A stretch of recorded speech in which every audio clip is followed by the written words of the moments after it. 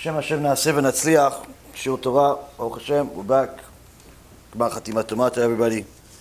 Hopefully you had a productive Yom Kippur where you're able to pray to Hashem, cry to Hashem, do TeShuva, most importantly. Now the next holiday is just a couple of days away. We have Sukkot. Zat Hashem will speak briefly about it, and more opportunities to do TeShuva, more opportunities to get to a place where we need to be all year. Zat Hashem, today's shiur will be for a Atzlacha Rabba for Chana Bat Ruth, Marsha Bat Julie, Shaul Ben Ferzane, Yitro Ben Avraham, Talia Bat Sarah, Oshri Ben Doris, Gabi Ben Doris, Elad Ben Doris, David Ben Nasriya, and also L'Avdil for a Refuah Shlema for David Ben Doris, Rabbi Ephraim Ben Shulamit, Rabbanit Sarah Bat Anat, Rabbanit Levana Bat Sarah, Yitro Ben Avraham, Talia Bat Sarah, Jonas Ben Sherry Haley, Yosef Yitzchak Ben Baila Rachel, Stefan Ben Katarina, Michal Bat Yael, Serach Bat Batya, Batya Bat Sarah, Orit Bat Ilana,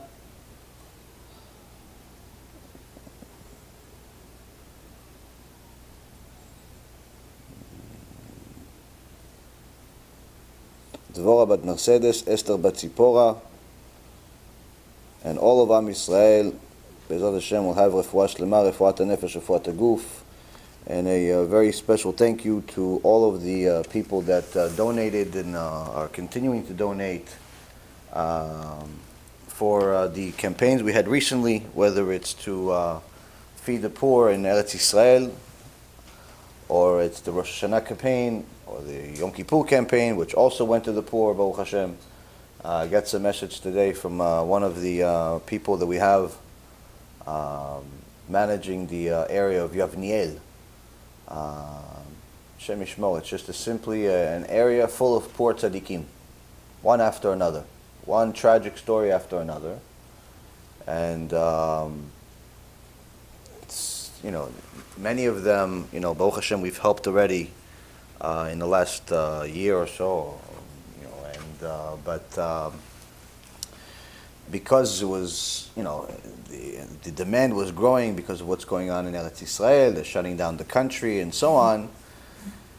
It got to a point where, the person themselves that's running it decided not to tell anybody until last minute, pretty much to tell people just come pick up their basket, or to ask them, go and drop off the basket at their house with the food. With some other areas like Netanya and other places in Yerushalayim and other areas that we did in Israel, they gave food. In other places they gave them a card with money in it to go shopping, like a supermarket card. But in this particular area, in Yavniel, this tzaddikah and her tzaddik husband, they mamash go and order the food and the meat and all the different things, and the chicken and the food for the house and so on and so forth, and they make huge boxes of beautiful, amazing food. Now, over the last few times that we've done it, you see that people were so happy, excited to get it, and so on. Many people that were having shlom bayit problems, because of financial reasons, Baruch Hashem got to, get shlom bayit. They were able to make peace. Kids that were having difficulties in different areas, Baruch Hashem, now just a little bit of food and sustenance, and just simply seeing that HaKadosh Baruch Hu is watching and answering prayers helped them a lot. But this time she decided not to tell them, just simply because she wanted to make sure that we have enough for everybody, and so on. So anyway, so she told everybody last minute, and she sent me. I can't even hear the whole thing. It's too hard for me to hear it. And I don't know. Apparently in Israel, I don't know if it's like that in other countries, but in Israel, the phones over there, automatically every phone has, like, every call is recorded. Like here, I can't even get an app that records a call without making that stupid beep sound. Beep, beep, beep every 2 seconds. Like, who wants that? It's like So I'm not on the phone that much, but anyway, I want to have that feature, but it's not possible. In Israel, it's standard, apparently, that all phones are automatically recorded. So she has all these recordings of the phone call, and she sent me like a compilation of the calls. And when she tells the people, hey, listen, Baruch Hashem, we got you food for the Chag, for this, for that, and he just starts hearing people cry. Like, yeah, it's happiness, but I mean, it's extraordinary happiness. Baruch Hashem, I mean, people mamash were 2 days away from the Chag and they haven't eaten in a day or two. They started fasting already for, so unbelievable. You hear people crying, you hear people happy, and, it gives you a little bit of a different perspective on life and on how the times are different for different people. It's right now you could say, yeah, the whole world is suffering with Corona. It's not really true. It's not really true. With all due respect to everybody here, none of you are suffering. Okay? I'm not suffering either, Baruch Hashem, from this Corona. In fact, I think my life has improved since this coronavirus has improved. Why? We're reaching a lot more people. The amount of kiruv that we're doing has at least doubled, if not quadrupled. Amount of work has increased drastically, and I'm dying slowly, but it's a different story. It's my own issue. But Baruch Hashem, but in other parts of the world, specifically in Israel, you're seeing certain people, certain areas, many of them are in other parts even of the U.S. and other places, where the effect is very different. Very, very different. It reminds me of a story of one time Rav Wasserman went to go raise money, and he came to one of the people that he knows well. It's a rich guy that always donates, good guy. And when you're raising money in the old days, it's very different than raising money today. And today you want to raise money, pretty much all you need is a few people that know people. Perhaps hire one of these companies that does the marketing for you. Maybe use one of these campaigns, softwares that they have to encourage online donors and so on. And you have a campaign, and Baruch Hashem, Yishtabach Shemo, you see these campaigns, raising $1 million in 24 hours. Oh, bonus round, $1.5 million, and they raise, Baruch Hashem. I don't know, they have mamash siyata d'ishmaya how they do it. It's amazing. And you see, Baruch Hashem, people are raising a lot of money very, very easily. And places that, in many places, were not known until the campaign. Like, no one even knew this place existed until they donated part of the $1 million to it. And Baruch Hashem, people are raising money, and they're having a successful time raising money. How many people are actually getting closer to Hashem, doing TeShuva as a result of all of this money? That's only HaKadosh Baruch Hu knows. But the point being is that money raising today is, more or less very, very different than it was in the past. This also opens up the door to a lot of fraud.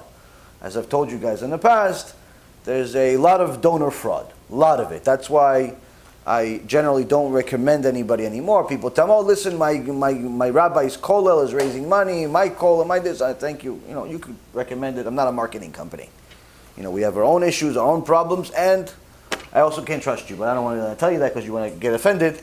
So, we have to raise our own money. Generally speaking, I don't help anybody anymore, just because I've seen too much ugly things in the last few years. With donor fraud, where you see campaigns that are just outright fake. One woman is raising money just a few months ago. Raising money, oh yeah, for my husband, he got into a sick, and he's dying, and he's this, and we have these kids, and that, and okay, great. So she has a campaign on some, one of these websites, and one of my students calls me and goes, listen, Rabbi, did you see this? I said, yeah, so it's one of the million things that's being publicized today. What's the problem? He goes, it's fake. I said, why it's fake? He goes, I know the woman, and she's not exactly all there. But anyway, just to make sure that other people I talk to, we call the husband. The husband left her. He's in Florida. He's having a good time. And he says, listen, she's a liar. I'm very well. I'm perfectly healthy. She just wants to make some money. That's it. No, it's the first story I got. Countless stories like this. This is why I always tell people, if you're going to donate money, you have to look at it as an investment. Just like if you would buy a house, you would do comps. Comps, comparables. You would look at other houses, what this one sold, what that one sold. You'd get an adjuster, you'd get a appraiser, you get all types of people to give you second opinions of if this is worth it to donate. There was a group of Reshaim over here in Florida. They said they were raising $2 million for a child that was sick. It came out, the insurance company paid for the claim. Insurance company paid for the claim. They raised over $2 million. They raised over $2 million, but the insurance company paid for it. How many people got the $2 million back? Maybe a few. Maybe I would say at best, maybe 1% of the people got the money back that they donated for the $2 million. Why? Because they didn't make a publication for it. It's like you had to find out from somebody who found out that was posted somewhere in some odd place. Who kept the money? The rabbis. The three people that, said, oh no, we're going to start a new foundation to help people with this disease that only 6 people in the world have. Yeah, okay, buddy. In your kitchen, 2 you're going to help, and another car, and another this, and another that. A lot of donor fraud, Rabotai. A lot of donor fraud. But, Baruch Hashem, there are a lot of really good places that are raising money and are taking advantage of the recent system that's been developed in the world, Baruch Hashem. And, they're getting to people they would never get to otherwise. But that wasn't always the case. At the time of Rav Wasserman, none of these computers and technologies were there. In fact, raising money was a very, very difficult thing to do, needless to say. It's always difficult, but it's even more difficult back then because you had to literally go door to door. And you had to travel, and you had to leave your family and your kids and your students and everybody and go to different countries and yes, hello, yeah, I'm raising money for a yeshiva you never heard of, you're never going to benefit from because I live in a completely different country, but I'm the rabbi of this and that, and hopefully this Jew will care enough about you that he's going to give you a few dollars. And I know from one of the biggest rabbis in the world today, Rav Gidon ben Moshe, he's the head rabbi of Yerushalayim. He's told us some stories, Hashem Yishmor. He came a few times, he comes to America every year, and to raise some money. He still raises the old-fashioned way. And a few years ago he came and somebody told him, listen, why don't you go to this guy? He's extremely rich. He has, hundreds of millions of dollars and go to him. Big rabbis usually gets easier to raise money, that you would think. So he goes to this guy and I say, okay, listen, what do you do? He started telling him, Dvar Torah, this, that, da. Half hour, 40 minutes. After 40 minutes, Dvar Torah from one of the Gedolim, Yaron Reuven. Gadol is coming to you, he's giving Dvar Torah, Baruch Hashem, right? Especially if you have the money, no? After 40 minutes, the guy says to him, very good, Chazaku Baruch, Chazaku Baruch. He goes under his desk, he opens something. What was it? A little refrigerator. A refrigerator, bottle of water he gives him. He goes, Chazaku Baruch. Give him that and $1. $1.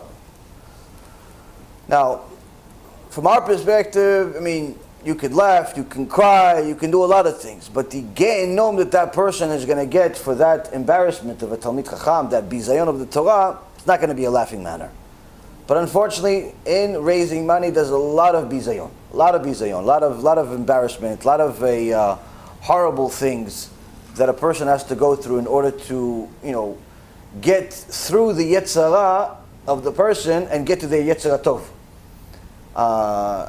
People have asked me several times, he used to raise $10 million a month from clients for investments, so obviously you could do this. Why don't you call people? I said, I'll never do it. I'm not going to do it. I haven't done it. I'm not going to do it. Why? Because I know myself. I know my Yetzirah, and I also know what's really on the line. If I start talking to people about money, like seriously, I start telling, listen, send money, this amount of money, that amount of money, like I used to do in the business world, that's pretty much the last day that person is ever going to listen to my Torah.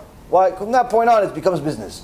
I'm already uncomfortable talking about it as it is with some people that donate from time to time, and some of them donate decent amount of money, and they say, oh, listen, hey, Rabbi, listen, I just sent you another few $1,000s. First thing I tell them, why do you always call me when you send me money? Why don't you send me like Shabbat Shalom, or a problem, or something? Why is it always when you send money? Why do you always, they're like, well, Rabbi, I thought it's good news. Yeah, fine, Baruch Hashem, you sent the money. Why, you think it's going to come? It's not going to come if you didn't send it. It's going to come one way or the other. But call other times too, not because it's just money. Don't make it a money relationship. Why? I don't know. It's a problem when it becomes money-based. And a few times we had to reject money. We had to do certain things. Why? Because I know there's a certain test, and part of the test for myself is the whole money situation. Can we raise a lot more money? Sure, but it requires us to change, and that's not something we're willing to do.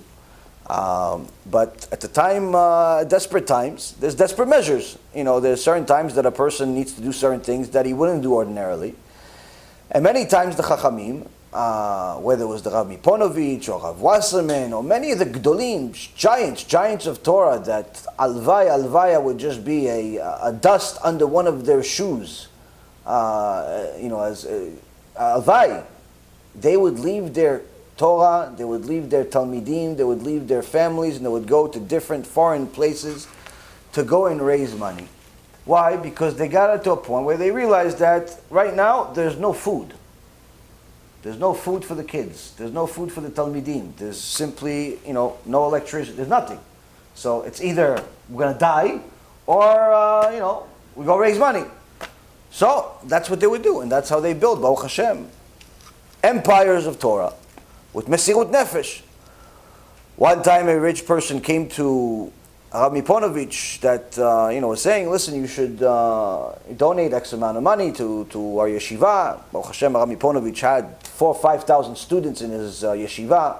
I think at the time, or maybe even till today, the biggest yeshiva in the world. And the rich guy says, why should I make such a big sacrifice? I worked hard for my money. Why should I make such a big sacrifice? So Rabbi Ponovich says to him, you think you're making a big sacrifice? Because you're writing a check and you worked hard for your money? He said, I made a much bigger sacrifice than you. And I continue to make a much bigger sacrifice than you. So the guy says, how? I work all day, I make this money. You think you're making $100 million easy, $500 million easy? He said, you make money, you don't make money. Kadosh Baruch Hu decided to give it to you. He said, I gave up my life. Because when I was young, already when I was a teenager, they told me, you're going to be the next Chafetz Chaim. Chafetz Chaim told me, you're going to be lead after me. Already when I was young boy, you're going to be Gdol Adol. I gave all of that up to go raise money so I could feed these kids so they continue learning Torah. Meaning, I can't learn Torah when I'm raising money. I can't learn Torah when I see kids hungry. I see kids has holes in his pants. I can't do all of that. So all day, all night, I'm raising money. So yeah, he learns Torah, but not Torah like he can. I gave up my entire life for this. Did you give up your whole life for this money? No. People don't understand.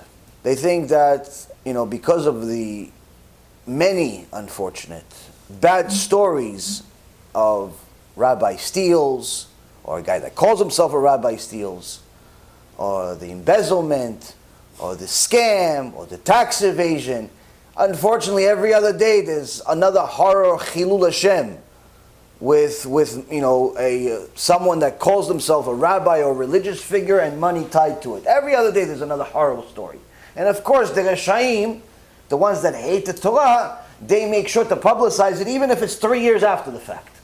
Why? To make sure everybody knows. But unfortunately, it comes out. They don't even need to republish it because there's new stories all the time. And it's sad. It's sad because that is what people think the Torah world is. When they're not close to the Torah world, they think that that's what it is. They think that these Reshaim that are embezzling money, stealing money, and doing all types of things that are, immoral with the money, they think that, so why should I donate the money to this guy? Let me donate to the Red Cross, as if the Red Cross is any better. Person that did an analysis on the big non-profit organizations found that on the average, we're not talking about Jewish organizations, you just did an average on the big ones, the Red Cross, the Blue Cross, all these organizations that have billions of dollars. So between 98 to 99 cents out of every single dollar that's donated goes to the people running the organization. Meaning only 1 penny to 2 pennies actually goes to the cause itself. All these causes. Yeah, they have. You see their financial statement, they're public. See the financials. Yeah, we raised this year $100 million, $500 million, $1 billion, this and that. See how much money went to the actual cause? It's a tragedy. It's a tragedy. And there's many frauds in the donation world, but unfortunately it's not just in the secular world. It's not just in the Christian world, it's also in the Jewish world. Quite a few stories in just the last year of different people that were involved in all types of illegal activities with donations money. Unfortunately, some very big names. Some people that even got recently popular for bad reasons, but nonetheless, were trying to make good out of it, only to find out that in reality they were really bad people, they were doing bad things with their money. And unfortunately, this is happening all over the place. Either way, you do not judge Judaism based on individual Jews. You judge Judaism based on the Torah itself. What does the Torah say? If this person follows what the Torah says, he's a good Jew. If he doesn't, then he's not a good Jew. That's it. Simple. Simple. If the rabbi is making big sins of Chilul Hashem, he's not a rabbi. You can't say, oh, this religious guy or this religious rabbi, he stole all this money. He's not religious and he's not a rabbi. If he stole, like you're saying he did, and if he did all these immoral things, not only he's not a rabbi, he's not religious b'chlal. Why? Because the Torah, which is what makes you religious, says not to do it. So if he himself is not following the Torah that he says he's preaching, then he's not religious. And if he's not religious, obviously he's not a rabbi. Unless he's Reformed, which it's a different religion.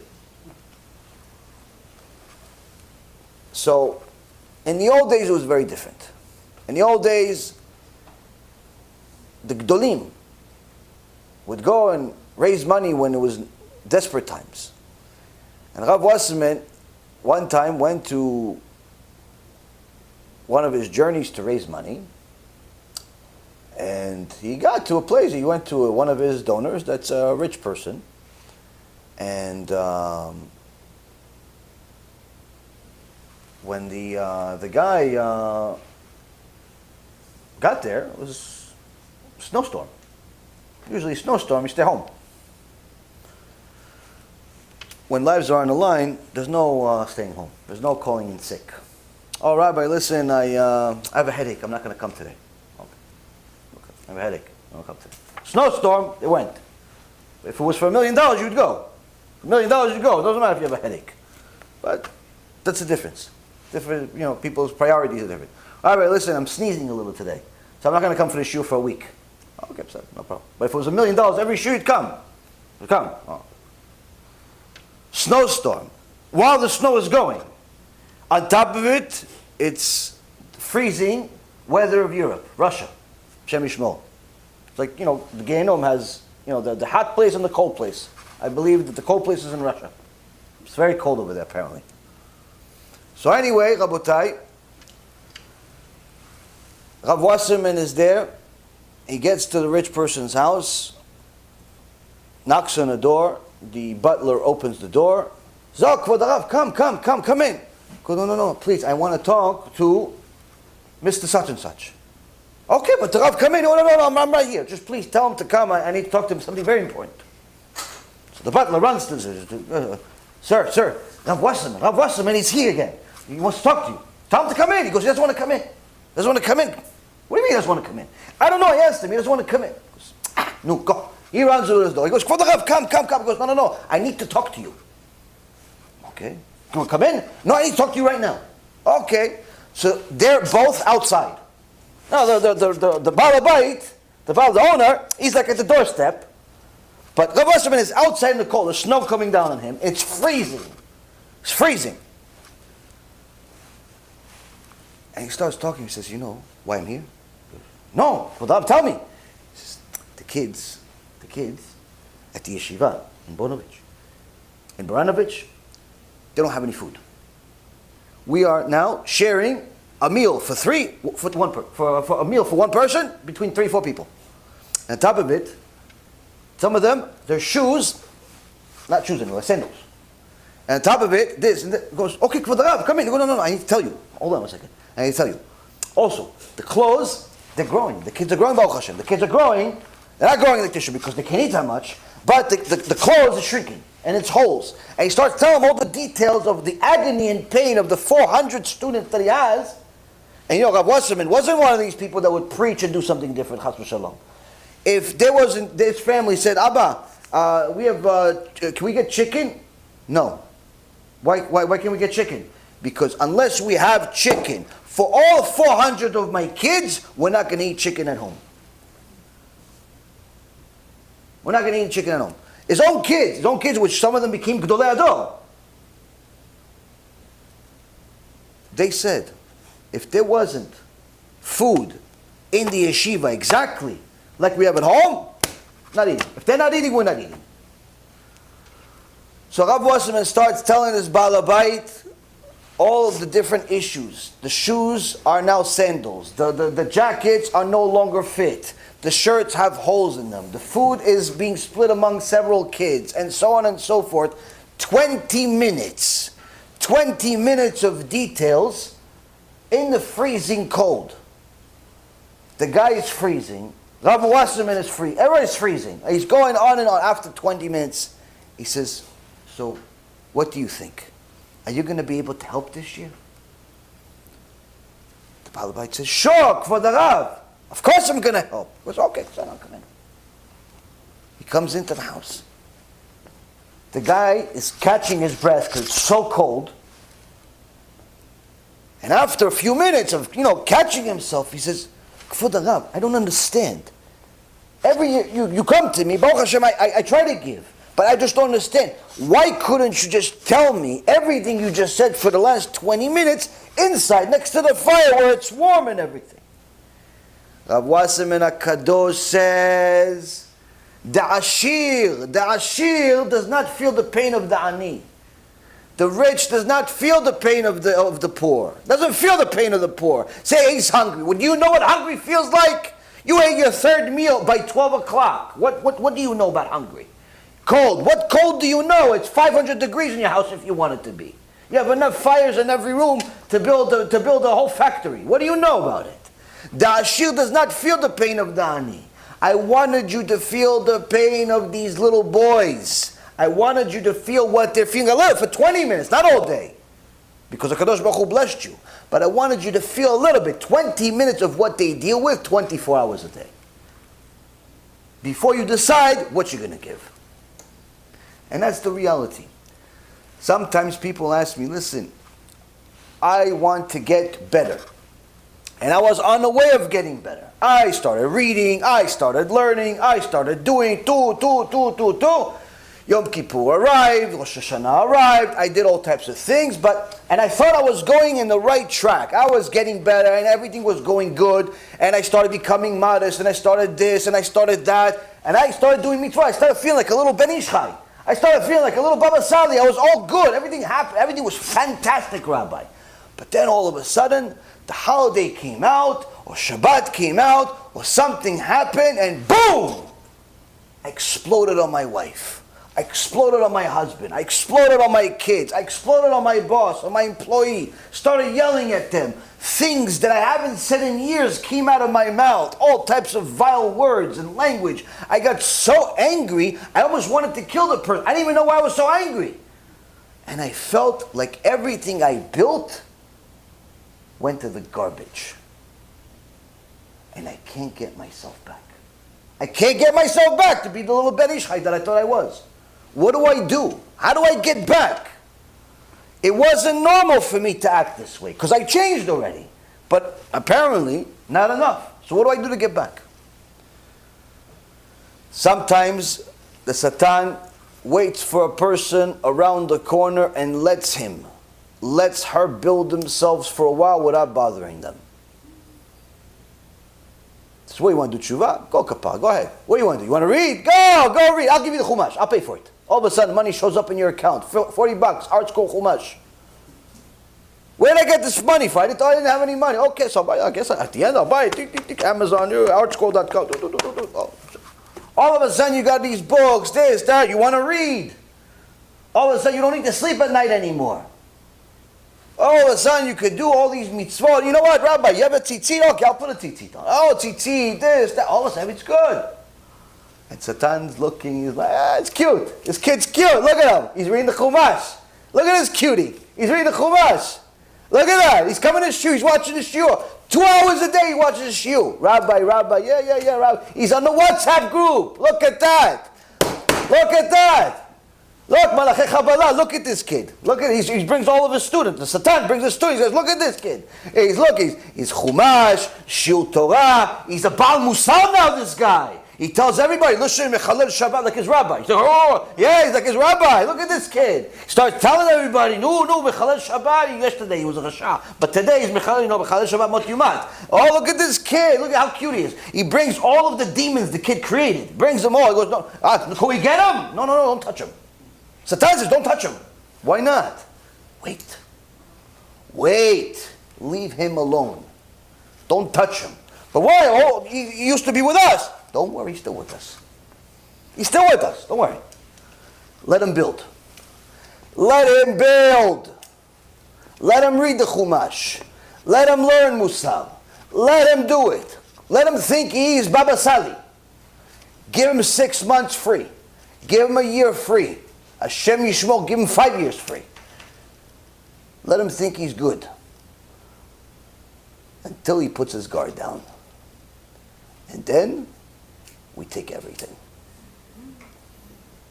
And the Satan shows up with all of those unfixed sins, and attacks and makes the person act like a worse animal than he was before he did tshuva.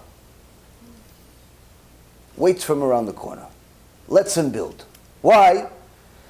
Because the Satan, when you're making sins, that's his parnasah. But it's like parnasah, like collecting tzedakah.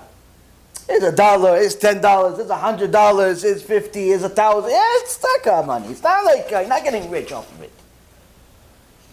But Satan wants something big. He's like, I want a building.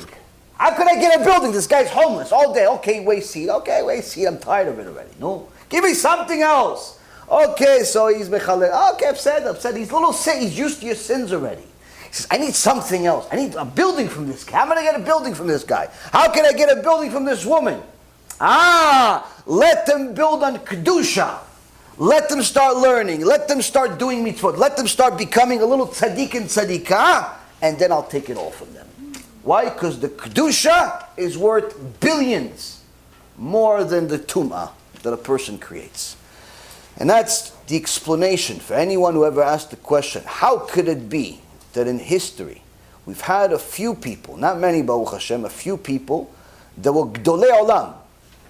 Gdolei Olam, a Kohen Gadol for 80 years. A Kohen Gadol for 80 years went off the derech. The rabbi of Rabbi Meir Baal HaNes, Elisha Acher, went off the derech. Many people always ask, how could it be? This guy knew a lot of Torah. How could it be? And there's a few others. Baruch Hashem, not many, but there's a few others. Big. How? Because Rabotai Yekarim, sometimes the Satan waits for people around the corner. Especially people that have a lot of potential. And he doesn't bother them. And he waits for them to put their guard down, to think that they're fine, to think that they're good, and then he goes for the whole bank. Because the amount of parnasah that he gets during that one day is enough to feed several lifetimes. And this is one of the most dangerous things that can happen to a person that does not put their guard up at all times. You are always at war with the Satan. Always. And I know a lady that from the day that I met her, she always says that's the one thing she's always scared of. She says, I'm going to build, but one day I'm going to forget what I'm doing, and Satan's going to get me. I said, okay, if you keep building, you keep reminding yourself of this, you're going to be okay. Very scary. Why? Because you see sometimes, even in recent past, a few big rabbis that were doing a lot of really good things, one day start going crazy, start doing strange things. Start doing things that are against halacha. Start doing things that are against the Torah. Start doing things that are against Hashem. And it's like, where did this come from? How? How could it be? This is one of those things. This is one of those weapons that the Satan doesn't use often, but nonetheless, when it uses it, it's very, very strange and very difficult to deal with for everyone around who doesn't know why it's happening. But this is also in the Torah.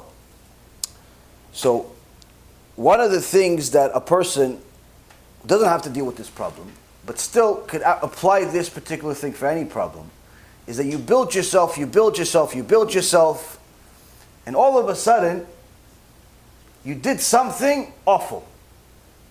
And you feel like you can't get yourself back up. So as we know, Hashem runs the world with certain principles that He gave for Himself, certain rules that He gave for Himself. One of them is measure for measure. And He rewards measure for measure, He punishes measure for measure. If you steal from somebody, someone will steal from you at some other point down the road. Not because that's the only way that Hashem can take away the money from you, but also because there's a certain pain that a person feels when someone betrays them, when someone violates their privacy and takes their stuff. And anything that happens in the world, we have a principle in the Torah: no one gets punished, no one gets hurt, even in their finger. Even in their finger, without there being a sin attached to it. Whether it's in this life or the previous life is irrelevant. Bottom line is, no one in the world gets hurt even in their finger without there being a beit din of Shamayim saying, this person deserves it. This neshama deserves it. Say, why? This big rabbi deserves it? Yes. Not because I said so. Gemara said so. Maybe not during his life. Maybe this carnation he was a complete tzaddik gamur. But apparently there was still an unpaid bill from a previous life. Oh, this baby deserves it. What did he do? There's no such thing as baby in Judaism. There's neshamot. The neshamot were all here in Mount Sinai. Meaning everybody here is at least 3,000 years old. That's a reality. Few brand new neshamot exist in the world, and they're very, very rare according to the Arizal. So, but the point being is that no one gets hurt for any reason other than a sin that's attached to it, whether it's in this life or previous life. Nonetheless, everybody gets, in essence, what Hashem has connected to their name for one reason or another. So sometimes a person is building themselves, is fixing the past, and he's doing good. But all of a sudden, what are you going to do? He fell. He saw something, his mind went to left field. He saw something on a billboard. On a billboard, he didn't even go. He just saw something on a billboard, next thing you know, he's in the billboard. He's in cloud 9. Genom, Kafakela, all the departments, doesn't care about them anymore. He knows about all of them. It's not he doesn't believe in God. He believes in God 100%. He'd give you a shiur about God. Give you a shiur, give you this, give you a seed, everything. But that moment, he saw that thing, that's it. His mind is in Kafakela. She loves Hashem, loves her husband, loves her kids, everything she loves. But I don't know what happened. She went to the store, she saw somebody from a previous life. The next thing you know, she finds herself in some place that she shouldn't be as a married woman. Hashem yishmor v'yatziv, and a mevin yavin. Oh, you're a married woman, 4 kids. What are you doing? And what is this? You have kisui rosh. I don't know, Rabbi. I don't know how it happened. I don't know how it happened. I don't know. But what do I do now? I can't. It's done. It's done. What do I do now? A person can fall for a big trap without realizing it until they've already done. What do you do then? Because HaKadosh Baruch Hu runs the world with measure for measure, and He's the ultimate mercy. He wants our tshuva. If you're still alive, He wants your tshuva. But in order for you to leap from the hole that you're in, it can't be a standard leap like in the past. It needs to be more. More than norm. More than usual. In the past, you were able to, let's say, study an hour a day. Now, an hour a day is not enough. Why? You want to get back to where you were, right? An hour a day is not going to get you back to where you were. It's not. Why? Because you're in a deficit now. You're in negative. You're in a negative balance. An hour is not going to get you there. You have to do pretty much as possible until you collapse. 2, 3, 4 hours. Yeah, it's too much, Rabbi. Okay, stay in the hole then. What do you want to tell you? As much as you can. You can't do 4 hours? Okay, HaKadosh Baruch Hu knows what you can do. You know, maybe, more or less, that you can do an hour because you've done it. You don't know how much more you can do because you never really tried. Try more. You give Maaser once a year out of one of your checks. So in reality, it's Maaser only 1 month a year, not 12 months. It's hard for you to give 12 months a year. It's hard for you to give every week Maaser. Why? Because you like money and you don't have enough emunah and you think that if you're going to give, you're not going to have anything left, and so on and so on. The same story that everybody else has. And they already have, and somebody else is going to give, and all that stuff. Hard for you to give. Hard for you to give. You give once a year, you give during Rosh Hashanah, you have Yom Kippur, you never really do the calculation, but you more or less believe that you give enough, but in reality, if anybody did your spiritual accounting, they would see that you were in a deficit, but that's only between you and Hashem. Now, you want to get out of the hole. You want to get out of the hole. You have to give a lot more. Not a little more, not 20% more, a lot more than what you give normally. Why? You're in a deficit. If you've already gotten yourself acclimated to giving $1,000, $1,000 will not do. How much will do? Only HaKadosh Baruch Hu knows, but it has to hurt. Meaning that sometimes even if you give 2,000, it's not going to be enough. Like, it depends. It depends on the Avera, it depends on the sin, it depends on what your capability is, it depends on what HaKadosh Baruch Hu is in essence asking for you. There's no specific number. All I can tell you is it has to be a lot more. A lot more. HaKadosh Baruch Hu sometimes wants a lot more from us to get us to where we need to be. You did TeShuva. You started wearing modest clothes. You married a nice Ashkenazi boy from yeshiva. Baruch Hashem, everything's good. You kept all of his minagim. Everything's good. Baruch Hashem. You're modest. Baruch Hashem. You eat kosher. Baruch Hashem. Your kids are in yeshiva. Baruch Hashem. So what else can you do? Bat Israel. You made a big avira. You made a big sin. What else can you do? You ate non-kosher, one of your girlfriends. You cursed. You did this. You did all types of things, horrible things. And you want to get back to the spiritual high you were feeling before. You have to do something big. For a woman, modesty is usually the one main thing that HaKadosh Baruch Hu wants. Even though you're an Ashkenazi minag and your husband is Ashkenazi, start wearing a mitpachat. Just like many tzadikot in the Ashkenazi world have done throughout the years and still do to this day. Not everybody wears a wig. Yeah, but everybody's gonna, okay, so stay in the hole then. Yeah, but everybody's, okay, well, all the things that you're saying, you're right. You have this excuse and that excuse because the standard is for you to wear a wig. And forget about the whole argument of India and idol worship and all that. Put that aside for a second. Everyone knows that a mitpachat is more modest than a wig. Everybody knows that. Nobody in their right mind actually believes, like with their real, genuine heart, that a wig is more modest than a mitpachat. Nobody believes that. Now, of course, some Rishaim will say, false words in the name of the Lubavitcher Rebbe. No, the Lubavitcher Rebbe was against mitpachat. Complete nonsense. I have letters from the Lubavitcher Rebbe that says that he's for mitpachat. That's a different story. The point being is, everyone knows, with just anyone that has eyes. You have eyes, that's all you require. You don't have to be Jewish even. You have eyes, you know a woman with a mitpachat is more modest than a woman with a wig. Why? Number one, with the wig, many times you don't even know it's a wig. Number two, hair. No hair. Do I need to explain further? Everybody knows. Now, you say, yeah, but I'm Ashkenazi. Our minhag, our custom, according to our Gdolim, they were right for their time, and didn't know about the idolatry of the world of today and so on, we're allowed to wear a wig. You're right. Although those Gdolim did not approve the wig of today, needless to say, you're piggybacking off of them and the other rabbis of today. They say, okay, fine, no problem. But you're in a hole now, and you want to get out of that hole. You have to do more. Yeah, but what about my mom's going to bother me that every time she sees me with mitpachat? What about my girlfriends that every time they see me they're going to tell me, why you look like an old lady? What about my neighbor that says this? All of them you have to ignore. From now on, and simply make a commitment to Hashem, from now on, I have a mitpachat on. For how long? Permanently. Now, if you do it like a joke, you do, no, I'm going to do it from now on, I'm going to do it in the house.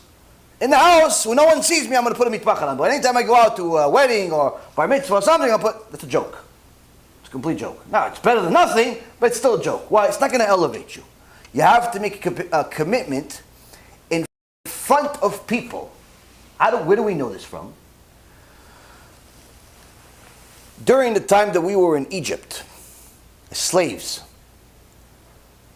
no one came to save Am Yisrael until Moshe Rabbeinu.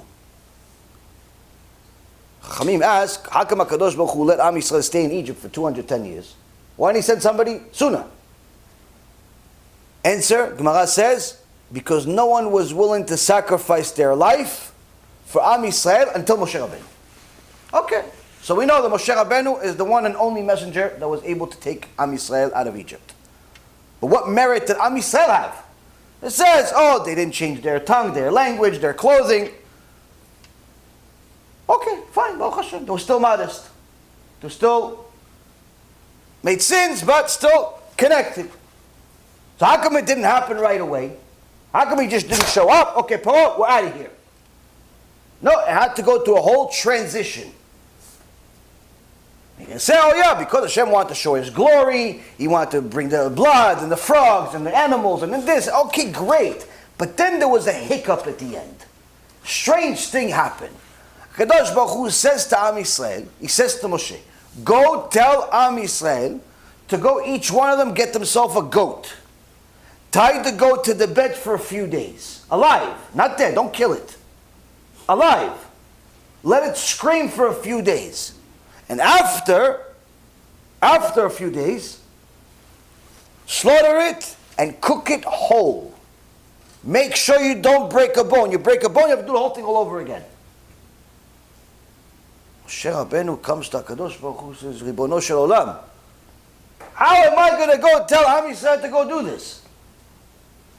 You know that the goat is the Egyptian god.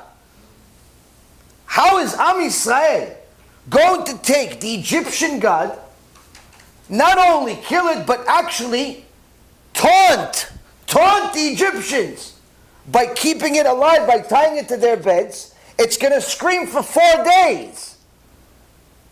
The deaf are going to hear the goat, because everyone's going to have their own goat. There's one goat. Everyone's going to have a goat.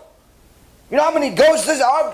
Thousands, millions of goats. You know how many goats scream? One goat. Have one goat in your living room. Yeah, you sleep for that night. Put a goat in your living room. Test it out. See, test it at home. Show me your videotape if you want. See how it works out. We'll have a little bit of feeling. Maybe before preparation for Pesach. Millions of people are having to go tied to their bed for a few days, and the Egyptians are not going to say anything. Of course the Egyptians are going to come. They're going to kill everybody. How am I going to go tell Am Yisrael to commit suicide?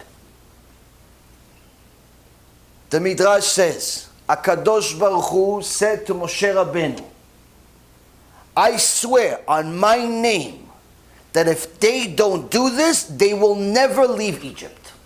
Never. Never ever. They will stay in Egypt for eternity. Now say we have to read. Everyone has to finish the Shas. Okay, I understand that. Everyone has to learn Torah. I understand that. Everyone has to do TeShuva, Chatanu, Avinu, Pashanu. We made this and that, and this. Okay, I understand that. But to go tie some goat and then slaughter it and make sure it's, when you cook it, it's complete. Why? Because you don't want anyone to think that when you're cooking it, it's anything other than a goat. You don't want them to think, maybe it's a chicken, or it's a big turkey, or it's a rat. No. You want it to be complete. Why? When you see the whole shell, you see all of the bones, the skeleton, for sure it's a goat. And you want to make sure the Egyptians see it. Why? Either you go and publicize your belief in HaKadosh Baruch Hu, or I don't want it. Either you go and become the most proud Jew in the planet, the most proud person on the planet that you believe in the one and only God, or HaKadosh Baruch Hu says, I don't want it. You will stay in Egypt for eternity.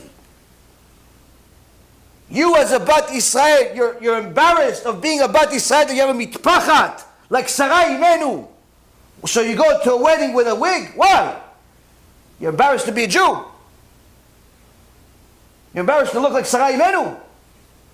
You as a Jewish boy, you have a little kippah, a little quarter. People mistake it. They go, you have something on your head. No, it's my kippah. Oh, what, that's a kippah. Oh, sorry.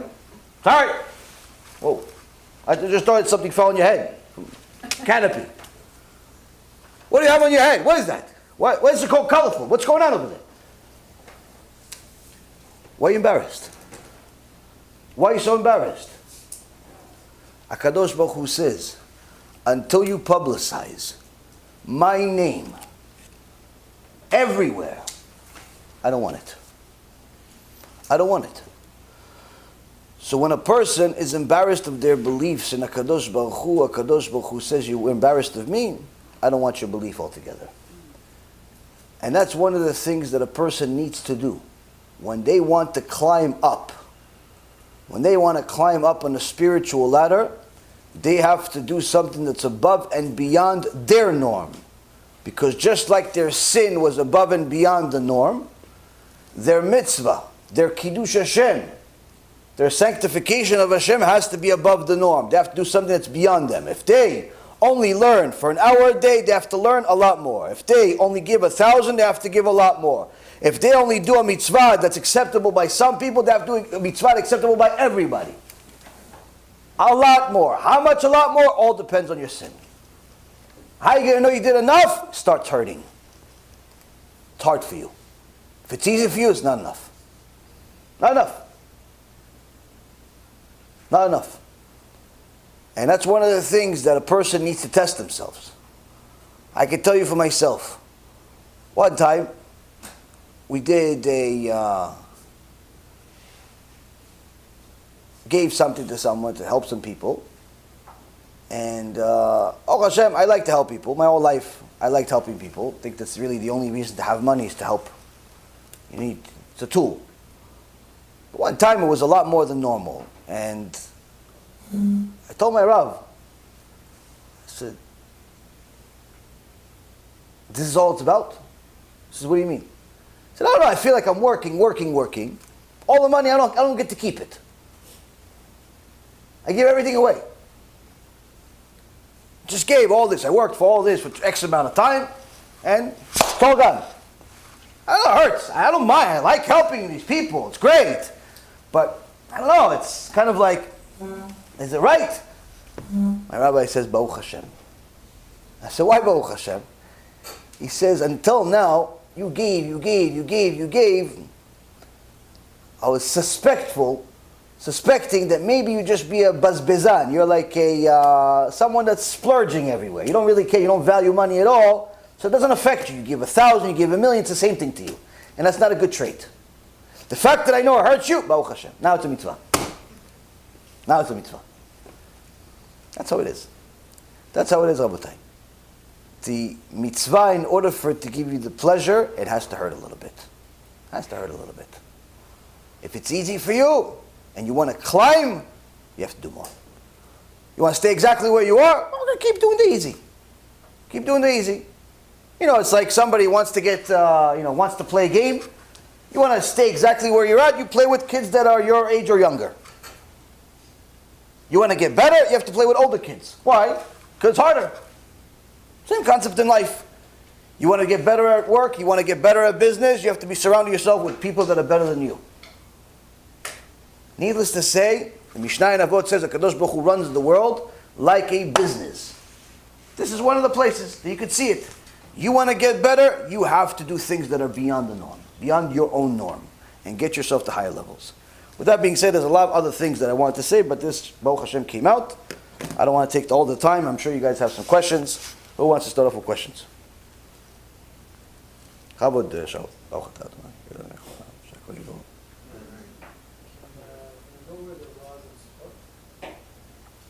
All of them?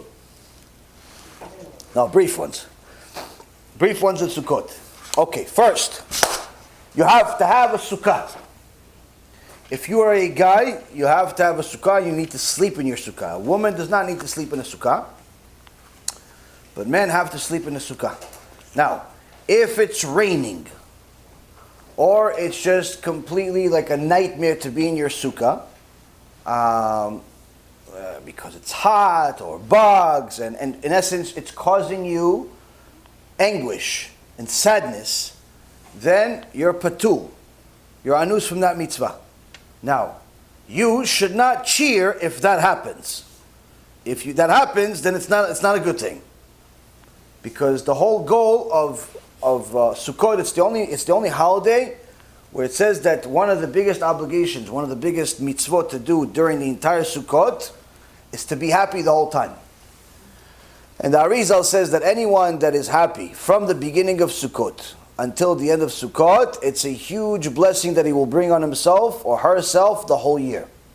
Now it sounds easy, yeah, I'm always a happy person. Yeah, but to be happy during this time is not easy. Why? Because sometimes you have guests, sometimes you have people that should have been guests, sometimes you have people that you don't want them to be guests, sometimes you have your own family that you hope, kind of don't want them to be your family, or you want them to be your family the whole time except during Sukkot, or sometimes the food, kind of tastes like shoes, sometimes the shoes look like food because the kids spilled the food on them.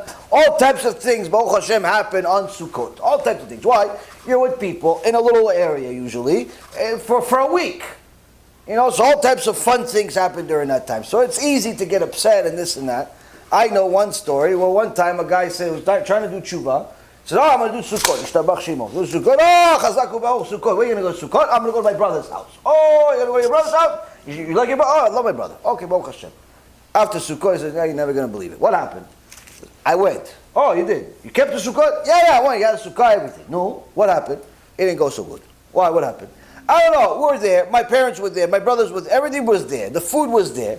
But then, I don't know. I haven't been around them for a while, so I don't know. I guess maybe I forgot how certain things are in my family. And at one point, my brother started arguing with my mom, and all of a sudden he started yelling at her. He started yelling at my mom. And I just couldn't take it. It was so annoying and so obnoxious and so rude that I took the whole table and I flipped the whole table on him. I said, oh, so Sukkot didn't go that good, huh? That happens all the time. Don't let that happen. Why? You have to prepare yourself before Sukkot. That certain things are going to happen. Obviously, never yell at your mom. Never yell at anybody. But the point being is, the Satan tries extra hard to make you unhappy. Why? Because the biggest mitzvah is to be happy. Biggest mitzvah is to be happy. So expect certain things to happen that are particularly annoying. But don't blow up. Don't lose your head. Don't lose your cool. Especially, some of us are very quick-tempered. It's very easy for us to get upset, especially at small, stupid things. You have to do everything you possibly can to go, swallow your lip, bite your lip, staple your lip, do whatever you need to do, smash your head against the wall a few times, come back when you're ready. Don't get mad. Why? The whole mitzvah. If you're upset, if you're angry, if you start fighting, the whole holiday's in the garbage. Now, what happens if you already did it? You got into an argument already. So what? Did you stay angry the whole holiday? Obviously not. Obviously not. Calm down, make peace with your wife, make peace with your husband, make peace with whoever you got into a fight with, and start all over again. Do over. Like in a computer, press Control-Alt-Delete, start over again. Same thing. Start all over again. Even if it's an hour left of the Chag, 2 days left of the Chag, whatever it is, start all over again. You have to. Why? That's life. That's life, Rabotai. So, biggest thing is to be happy. Second thing is also you have to build a sukkah, especially guys. Now, when it comes to a sukkah, if you're able to build your own sukkah, chazak u'baruch. If you're going to be hosted by somebody else that has a sukkah, that's also fine. But that again means you need to sleep in a sukkah. Number two, you need to eat in the sukkah anytime you eat bread. Anytime you eat bread, you need to eat in a sukkah. Now, if you're not eating bread, you're having a coffee, you're having things that are non-bread, you can eat outside of a sukkah. But the reality is, you should do everything possible to try to eat and do everything you can in the sukkah. That's the whole point. And you can say, wait, but it's not comfortable. The whole point is for you to be in a sukkah. Not for you to go have, 3-minute kiddush in a sukkah to go back into your air conditioner. That's not the point. The whole point is to be in a sukkah. Now, yes, of course, in certain places like Florida, it's very, very hot all year round. So you have to try to make do. Now, I can tell you personally, since I moved to Florida, since I moved here, I've been trying to get this air conditioner inside a sukkah thing right. I have yet to get it right. Every year I try, every year it doesn't really get to it. It just doesn't get to it. I try. And I don't know. Certain people tell me that they were able to succeed. I still don't know what their secret is. A few people that told me their secrets are not allowed. So that's, I guess, how they do it. It's secret if you cheat. But to stay halachically correct, it's a lot harder. It's a lot harder because you cannot put a ceiling. Can't put a ceiling on a sukkah. It has to be the schach, which is something living, or something that's that's growing or whatever. And so you can't put like a roof or something like that. So that's a problem. Why? Because even if you have nice wooden walls or ply or whatever you're using as walls, the air is coming out. So how do you keep it in? And I tried. I've had styrofoam all over my walls, and I've had this.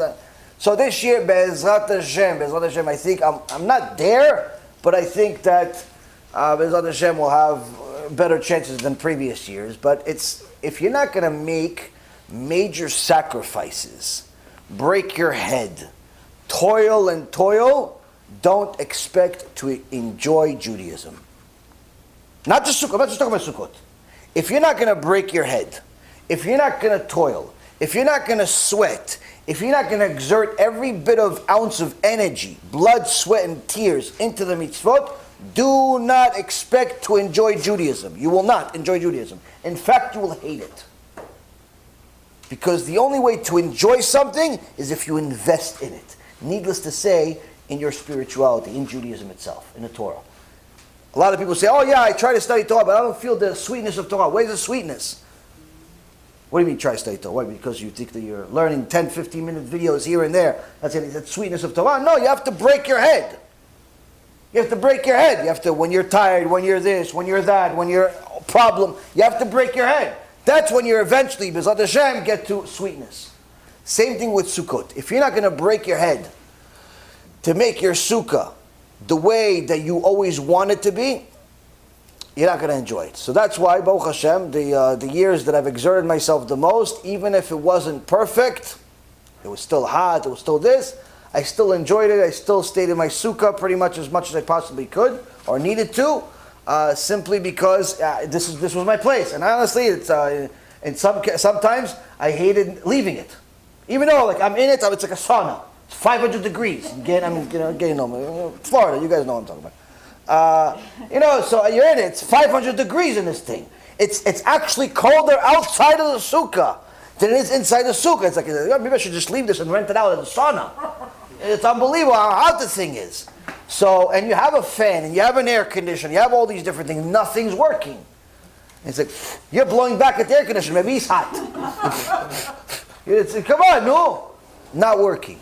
So you try, but you know what? I still stayed in it, sweating and everything. Still, why? It's my baby. And you have all the different things that you put on, and the lights and the different things, and it's you put a lot into it. If you put a lot into it, you're gonna enjoy it. You're gonna like it. You don't put a lot into it, you're not gonna enjoy it. If you put one of these little freaky-dink things, 3 things, guess what? You're gonna look forward to not being in it. Look forward, why? Because you don't want it. You don't want to be in it. Now, in the beginning, you don't know what you're doing. First time you do it, second time you do it, you still don't know. So in the beginning, anything you do is good. But as you grow into it and you start doing it for longer, see that you want to invest more into it. Why? Because in essence, what it's really supposed to be, it's supposed to be a replacement of your house for a week. So that's really, it's supposed to have everything you have in your house. Everything you have in your house. The Chachamim, the Tzaddikim, would literally have even a bathroom in it. Everything would be in it. They wouldn't leave it for a week. They wouldn't go outside even. They would pray in there. They would learn there. They would eat there. They would go to the bathroom there. Everything there. Now, under good conditions, where HaKadosh Baruch Hu wants our mitzvah, it's not going to rain at all. It's not going to rain at all. Unfortunately, this is the time during the year where normal nature, like as if there's anything other than HaKadosh Baruch Hu, normal nature, this is a rainy season everywhere in the world. It's rainy season. So we pray, Baruch Hashem, Hashem HaKadosh Baruch Hu wants our mitzvah, and it's not going to rain on us. Let it rain everywhere else, just not on us in our sukkah. It's important that it doesn't rain at least during the first couple of nights when you're having kiddush, because if it rains, and the rain's going to go inside your sukkah, you can't enjoy it, you can't eat in the sukkah. And the Gemara says that if it rains during that night of the kiddush, and it doesn't stop. If it just rains for an hour or two and then it stops, then you wait and you have the kiddush. But if it's getting to the point where it's raining, and it's not it's not stopping already, it's getting to the point where it's going into the next day, you have to do the kiddush inside the house, and that's it. And that's not a good sign if it's on the first night. Why? It means that Hashem doesn't want your mitzvah. So you shouldn't pray. Sometimes people say, I can't, hopefully it rains so we can eat at home, it's much nicer in the house. No, don't pray for that. It's a very bad sign. Very bad sign. So, thing is that guys need to sleep in the sukkah. Now, that's the second thing. The happiness, sleeping in a sukkah. Third thing is you have to have the arba minim. You have to have the arba minim, the 4 minim. I don't mean minim like, Mirvis, Manis Friedman, Droka Suto, and Goldberg. Not the 4 minim. 4 minim like, the lulav, the etrog.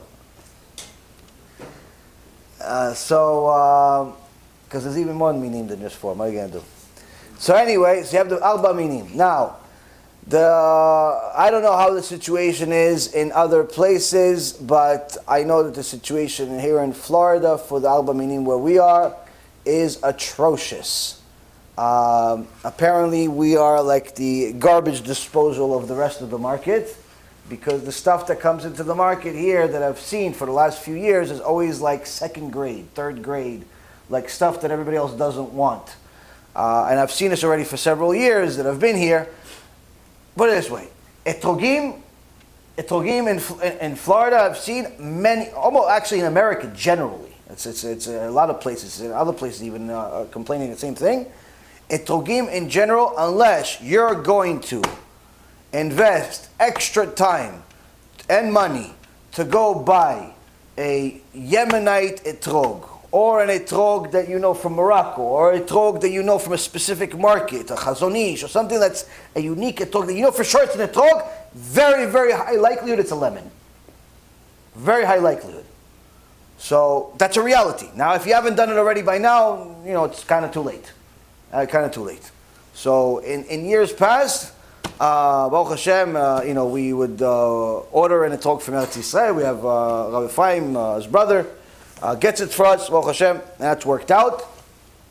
This year too, I didn't offer it to people, number one, because I didn't know if it was even going to be possible to do it this year because of everything that's going on with Corona. It's very hard to do any shipments altogether right now. Number two, the amount of money that people are willing to spend on this stuff doesn't even pay for the shipping. And people want to get a top of the line etrog and lulav, and it's all for like $70 or $100. Maybe in your dreams. It costs a lot of money. Why? Because it does. That's it. People are there to make a living. Oh, it's not fair. Okay, so go buy a lemon then. We'll go to Publix. Go buy a lemon. Way over my life. People always think that everything is supposed to be, because it's a mitzvah, it's supposed to be cheap. The mitzvah, everybody's supposed to do for free. Who said? Who said that it's supposed to be cheap? Like, why do people think like this? I don't understand. Like, in your business, you feel perfectly normal charging the person $4, $5, $6, $10,000 for whatever nonsense you're selling him, but you want everybody else to do everything for free? Why? Under the knee. I don't understand that mentality. But anyway, I don't even offer a lot of this stuff, because again, I know people just have a warped mentality of what things are supposed to cost. But also, if somebody cares enough about this mitzvah, usually they make their own arrangements. They call. Maybe they get somebody to send it to them ahead of time. Point being is, don't be disappointed if your lulav is half the size of what it usually is, because it seems like that's what the market is offering right now. Where the lulavim this year, again, 90% of the ones that I saw this year are literally half the size. Like, the lulav is supposed to be like, nice size. It's like a little baby lulav. It's like, would you break the one into two, but this way? Like, what happened to it? Not really sure. The etrogim, even the guy that was selling the etrogim, a couple of places I went to, the guy selling the etrogim, like, listen, I will tell you. I said, don't worry. I already took care of it. I ordered from Baruch Hashem from Eretz Israel. I'm just, this is going to be a toy. I'm not going to use this. The quality of stuff is not the best. You have to work on it a month in advance in order to get what you really want. Which means you have to put yourself a little reminder on your phone. Next year, already start working on it a month in advance. But either way, get yourself arba minim, because you don't know for sure it's a lemon.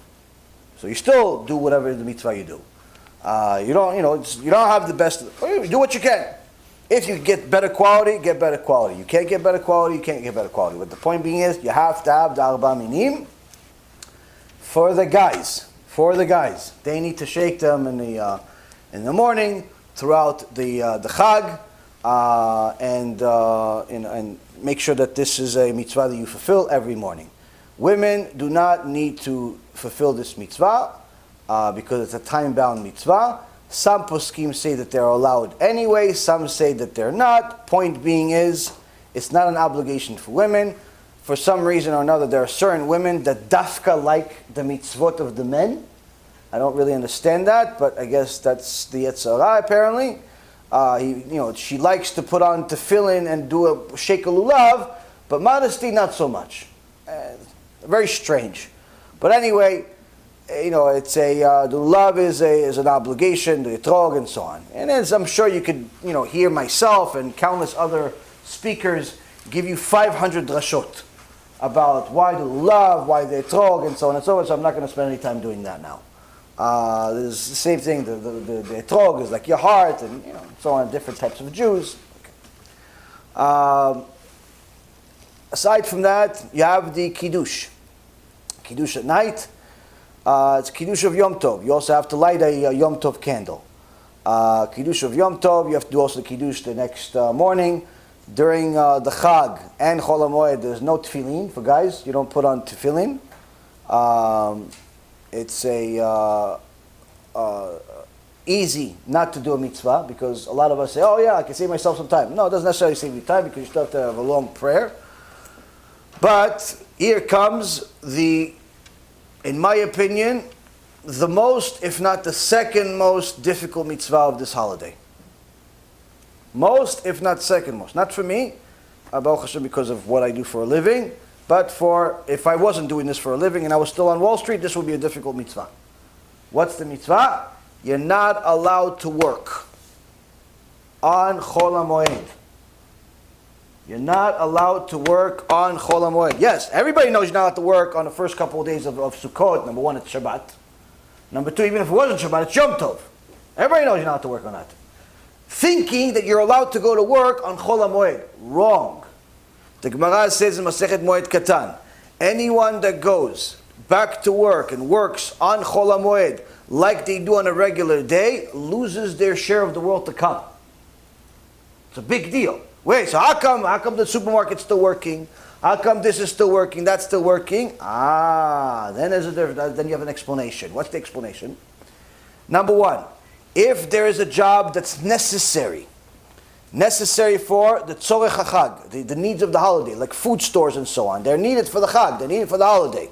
So that's a perfectly fine to work in the food store, in the supermarket, and things like that. That's number one. Second, if your job itself is a mitzvah, you're teaching Torah, you're doing kiruv, things like that, that's a mitzvah that's allowed all year round. All year round to do kiruv. Even on Tisha B'Av, you're allowed to do kiruv. All the time you do kiruv. There's no such thing as not learning Torah, not publicizing Torah. So that's the second thing. Third thing is, if there's a threat that you will lose as a result of not working. Now this is the misconception that people have. People think that not making money equals a loss. That's not true. Not making money means not making money. Meaning you did not generate a profit. That's not equal to a loss. A loss is whatever you have goes down in value. I.e., now you have a job, boss says, if you don't show up doing Chol Hamoed, you're fired. You don't have a job anymore. That's a loss. That's a loss. Or you have a trade that you want to make, and to make a profit. Not on Chol Hamoed. But if you don't sell, you could potentially lose money. Okay, that you can do. That you can do. Why? Because there's a threat of a loss. So to threat of a loss, you're allowed to work on that. But as far as to generate a profit, you're not allowed to generate a profit. Okay? Now if in the process of protecting for a loss, you end up generating a profit, that's, again, there's leniencies there. But the point is, you should not be going to work to go generate profits. If your job is a lawyer, doctor, and things of that nature, again, you have to speak to your Rav that knows your business, knows you, knows what the ins and outs of certain things, but you should not work during Chol Hamoed if you don't need to. Again, unless you're in a field of Torah, you're in a field of a mitzvah, and so on and so forth. And this is very important because people get very worried about losing parnasah. Oh, listen, if I don't work for a week, how I'm going to pay the bills. Don't worry about that stuff. We just went through Rosh Hashanah. On Rosh Hashanah, Kadosh Baruch Hu already decided how much you're going to make. It doesn't matter if you work in Chol Hamoed or not. Whatever you're supposed to make, Kadosh Baruch Hu decided already. He decided how much you're going to make. It doesn't make a difference if you work, you don't work. Kadosh Baruch Hu already decided for you. You're not going to lose a penny by not working when Hashem says don't work. You're not going to lose a penny by doing what Hashem says. Hashem already decided how much you're going to make. So, if a person has a difficult time having emunah, this is the time to get it. This is the time to get it. Oh, what am I going to tell my boss? I don't know. Maybe he's going to get mad. Let him get mad. Let him get mad. Listen. Let him get mad. Yeah, but maybe he's going to fire me. Is he for sure going to fire you? No, I don't know if he's for sure going to fire me. Okay, so ask to take off. Yeah, but I just took off for the... Okay, so what? You have to do this. This is the Mesirut Nefesh Hashem wants. That's what He wants. I know it's not easy, especially in the beginning, but this is what HaKadosh Baruch Hu wants. Surely, when He gave us this holiday and He told us the rules, He knew that you're going to have a job. He knew that you're going to have a certain boss. He knew you're going to have certain annoying customers. He knew all this stuff. He knew. He knew all of this, and He took it all into account, and He still did it. Which means that He's expecting us to pass the test.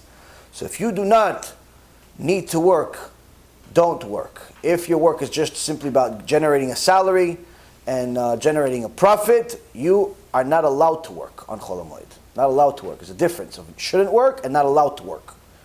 Generally speaking, you shouldn't work, period, as far as during Chol Hamoed, even if there is a threat of a loss. But if there's no threat of a loss, you're not allowed to work. Not allowed to work. So that's really the biggest thing. Aside from that, spend some time with the family, learn some Torah, try to learn as much Torah inside the sukkah as you possibly can. If you, again, if you don't have a sukkah of your own, make sure to eat in the sukkah, make sure to spend as much time as you can in the sukkah, make sure to be as happy as you possibly can, spend some time with the family. This is the time where many religious people usually go to, go to the parks and things like that with their family. I highly doubt people are going to do much of that this year because of this virus scare that's out there. But the point being is that this is really, in a small little box, this is in essence the holiday. This is really the holiday. There's, of course, surely other rules. There's the rules of the schach. There's the rules of this. One other thing that I'll tell you, since there's still time that you could still do something about it, is that I've said this before and it gets certain people angry and I don't really care. It's just because this is what the halacha is. Now, the pop-up sukkahs that you see as the vast majority of the market. Pop-up sukkahs are, in so many words, they get you these, these beams, metal beams, right? And they put this fabric around it, and then you put the mat on top of it. The mat is a kosher mat, no problem. That's good. But the sukkah is not a sukkah.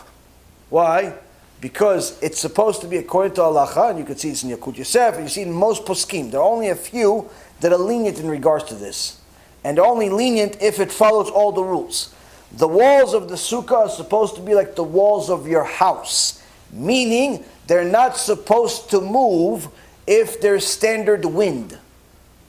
They're not supposed to move. So that fabric that you have around that sukkah, surely it moves. You go like that to it, and it moves. You put a little fan next to it, it moves. That means it's not a wall. That means you don't have a sukkah. You don't have a sukkah. The bracha you're making is bracha levatala. It's a sin. So if your whole sukkah is this fabric around it, it's not a sukkah.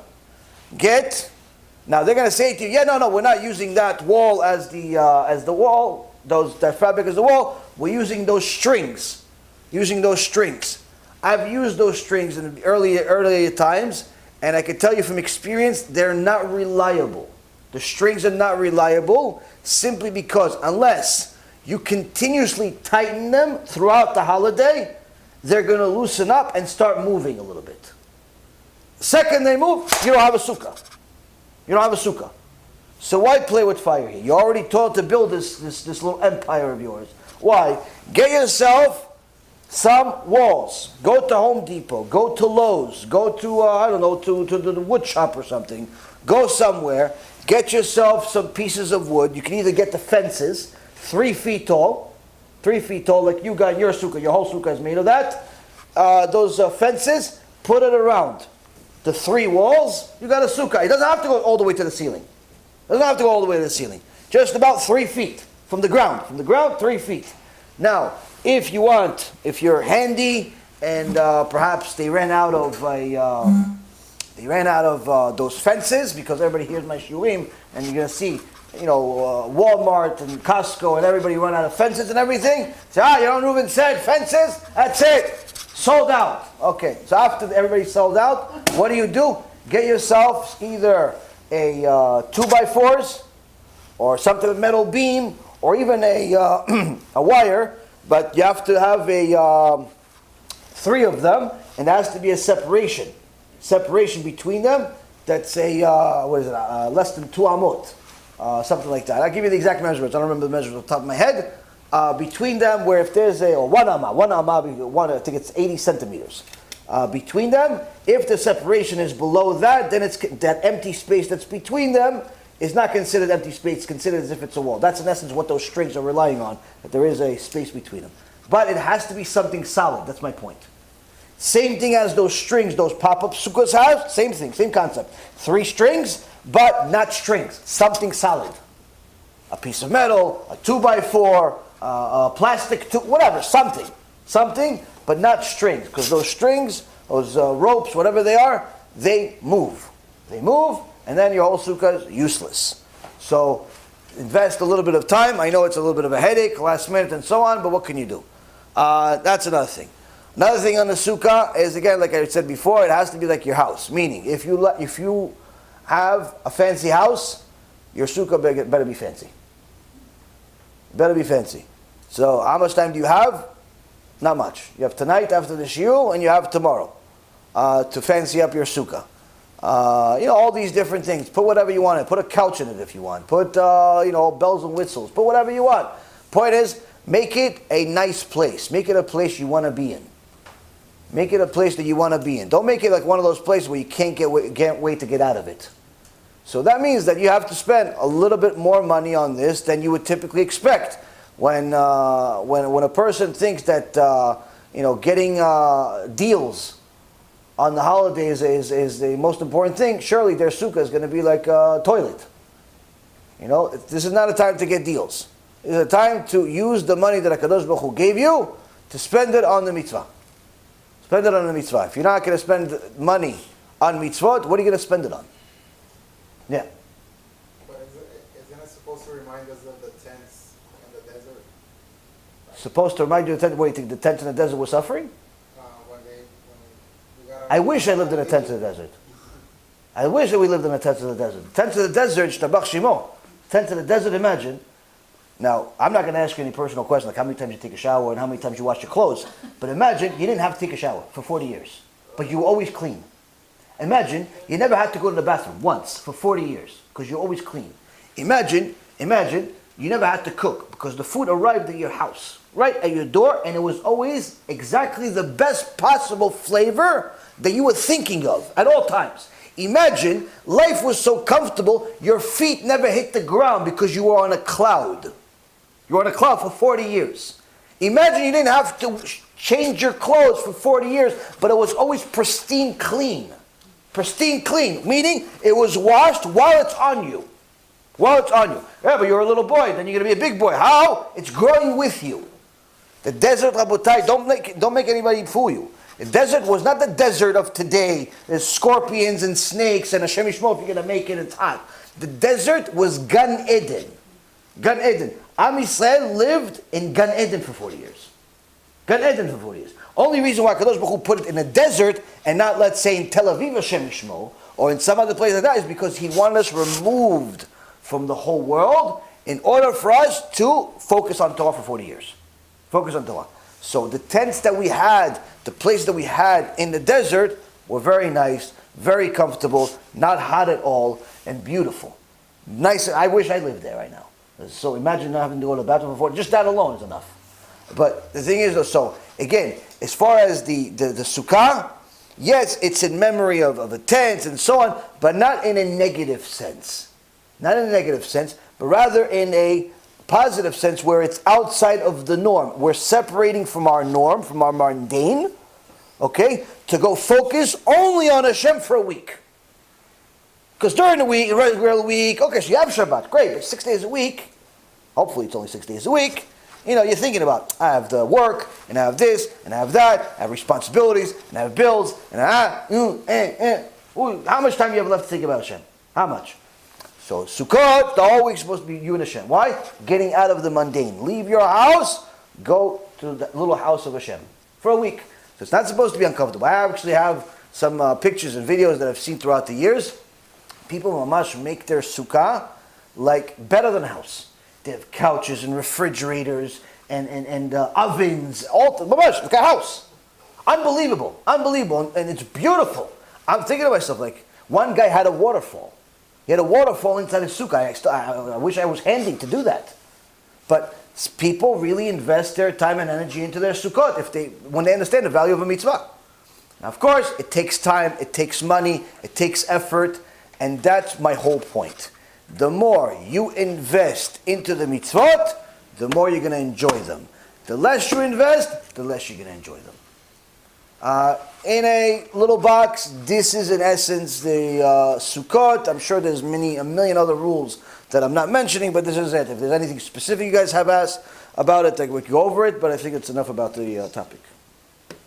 Anything else that I'm missing? V'samachta b'chagecha is the biggest obligation. You have to be happy on the holiday. That's the biggest thing. Also, if you're going to go and eat, surely you guys only eat kosher, and anyone that's watching only eats kosher, so you don't have to worry about if it's a kosher place you're going to eat at. Usually the kosher places, if they're open, they have little sukkot that you could eat in their places. So many of them have little sukkot, so you can eat in those places. But if you're not eating bread, then you don't need to eat in the sukkah. You don't eat in the sukkah. Next.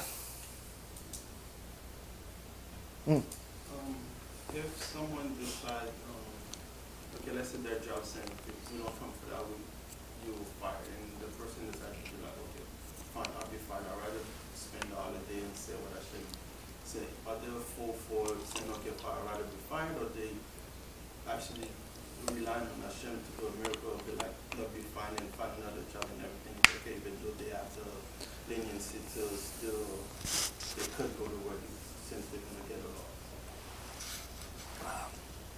That question is not a one size fits all. He's asking if a boss is telling an employee that if you miss out this week, you're going to get fired. And the person says, okay, I'd rather be fired and have emunah in Hashem that he'll give me another job, a better job.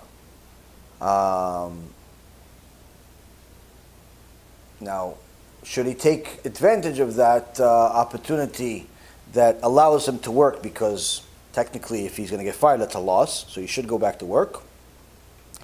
Or should he not work? Should he not work? Relying on his emunah. Relying on his emunah. That Hashem is going to provide one way or the other. Now, the reason why I said the answer is not a one-size-fits-all is because it all depends on a person's emunah. It depends on a person's emunah. What is it like? Somebody came to Rabbi Yisrael Misalant and says, Rabbi, pray for me to win the lotto. And the rabbi says, how much is the lotto? He says it's a million rubles. I said, okay. If you do this, and this, you're guaranteed to win 1,000,000 rubles. Ah. So the guy says, so how do I do it? He goes, you have to have emunah. You have to have emunah that Hashem's going to give you the 1,000,000 rubles. Okay. So the guy bought the ticket and is praying and he's doing all types of things. And he's waiting for the day. Now, a day before, since he already quit his job, he says he believes. He quit his job, he quit everything. He says he believes that, Rabbi Yaron says, if I do ABC, I'm going to win 1,000,000 rubles. So what do I need to work for? So he tells his wife, I quit my job. And the wife says, okay, so we don't have any money to pay the rent. You want to sell? He goes, yeah, just sell whatever we have. We're going to buy new stuff. He's already prepared to buy himself a little castle already, because even though he doesn't have the money yet. Why? Because he has a ticket in his hand.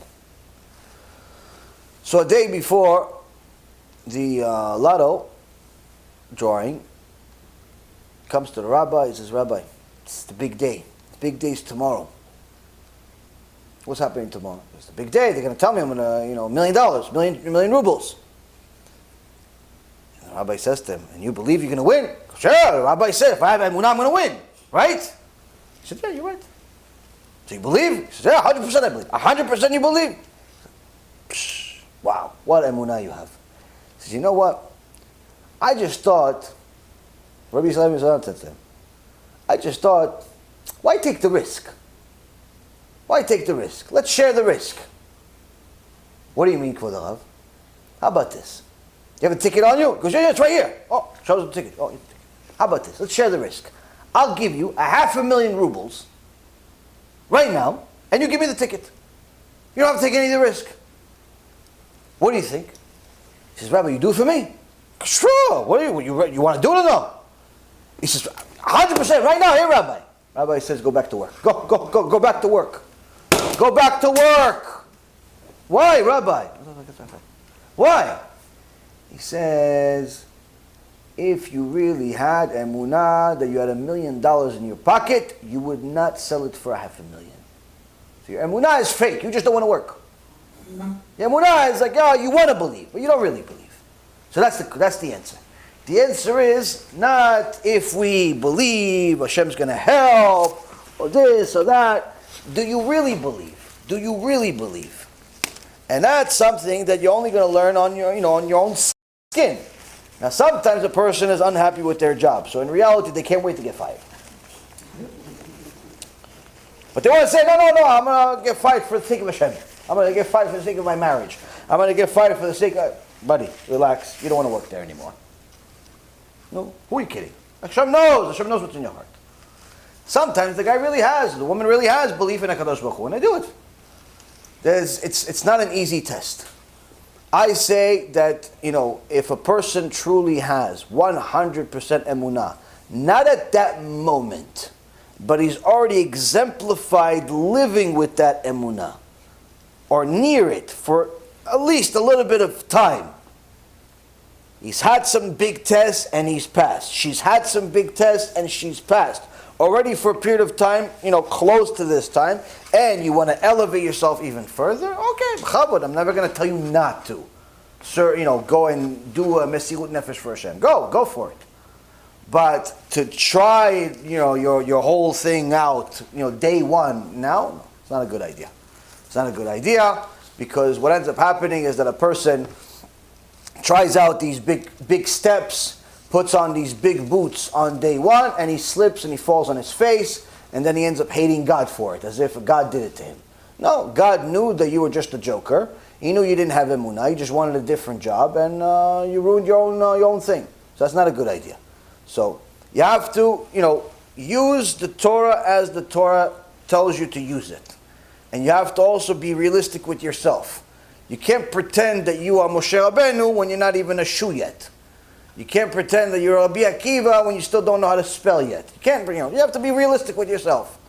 And, that's the thing. But again, if you want to elevate yourself, it's necessary to take these big steps from time to time when you're ready to take those big steps. If you know for sure that you're not going to question anything, meaning you're going to quit, or you're going to say, listen, I'm not going. And if they fire you, you're not going to care for a second. It's not going to change your mood for the Chag. Because if it's going to change your mood for the Chag, it's not worth it. Okay, that's one. Step number two. After they tell you you're fired, you have to visualize all this in your head. After they tell you you're fired, you're still happy like this. Happy, happy, happy. Right? The whole Chag. On top of it, after you go back into the market, after the Chag, everybody says, no jobs. You get a report in the news networks, no jobs, unemployment skyrockets, nothing. Pretty much, your job was the last job on earth. There's no other jobs in the world. You're not going to be unhappy. You're not going to have emunah. You're not going to have any questions for HaKadosh Baruch Hu. You're going to be okay? Go for it. Go for it. But how many among us can do that? We have to be realistic. So again, if you believe in HaKadosh Baruch Hu 100%, HaKadosh Baruch Hu will make it so that you're gonna do well. But again, you have to be realistic with yourself. You have to push when it's necessary to push. Personally, I don't think that it's necessary for most people to push that far, because most people don't have such jobs where they'll get fired in today's world, especially in America, where the jobs will fire them for not showing up for a religious holiday. And one of the reasons is because every job is scared of being sued for religious persecution. Especially in America, they're very, very scared of being sued. So, because if your name instead of Elchanan, instead of David, instead of Moshe, your name was Mustafa, Muhammad, or Ahmed, and you told him, listen, I have my Ramadan, and I'm going to fast for 40 days, and I'm not going to work, and I'm not going to do anything, and I'm going to bring my carpet in the middle of your boardroom over here and pray every day, they're not going to tell you a word. Why? Because they're scared of religious persecution. So that's the thing. Most jobs, most companies are not going to be take the risk of firing you. It's not like it was 70, 80 years ago when people get fired every week for not working on Shabbat. But again, it's is Hashem going to ask you to take certain steps? Sure. But again, only take those steps if it's absolutely necessary. Only take those steps if you know that you can handle it. Don't push too far and put yourself in a situation where, okay, you wanted to do something for Hashem, but you ended up becoming miserable, depressed, and anxious the whole holiday. Because you're losing more than you're winning. You're losing more than you're winning. If you're gonna find out you're fired, but then the whole holiday you're gonna be anxious and depressed, what do we gain out of this? It's not a mitzvah anymore. You understand? So that's the thing. It's a case by case basis. Case by case basis. Can't be a one size fits all answer on this one. Tough one. Next. Yes, Chol. Is there any, since I am Noahide, have become vegan because we didn't have any kosher options and we're trying to keep kosher? If Hashem willing allows us to convert, is there any Torah that forbids, to be vegan, to abstain from any? So as far as eating meat, in Judaism, poultry and meat are in essence in the same basket. They're both considered. I know that in the regular world, people think that chicken, or believe that chicken is different than meat, and that's fine for you. But in Judaism, in essence, they're both put in the same basket. Meat and chicken is in essence the same thing, but there is a specific emphasis on eating meat during Yom Tov, during Shabbat, and drinking wine, not to the point of intoxication and obnoxiousness, but nonetheless, because the Gemara says that a person, because the body was created with certain needs, a person, in order to elevate to a higher level of happiness, has to enjoy meat, has to enjoy a little bit of wine. So there is a mitzvah to drink wine and eat meat on Yom Tov, which is the holidays, and on Shabbat. So that's the times where you need to do it. Second thing is, if a person wants to be vegetarian or vegan. I'm not really sure what much of the difference is between the two. I think vegetarian, you're still technically, you're eating fish still, and you're just not eating meat. Whereas vegan, you're not even eating eggs, b'chlal. You're pretty much you're eating off trees practically, right? Okay, God bless you. So anyway, somebody wants to eat trees, somebody that wants to do that, that's fine. You're gonna have probably a very difficult life, but you're probably gonna look healthy. Listen, it's if you're doing it for health reasons,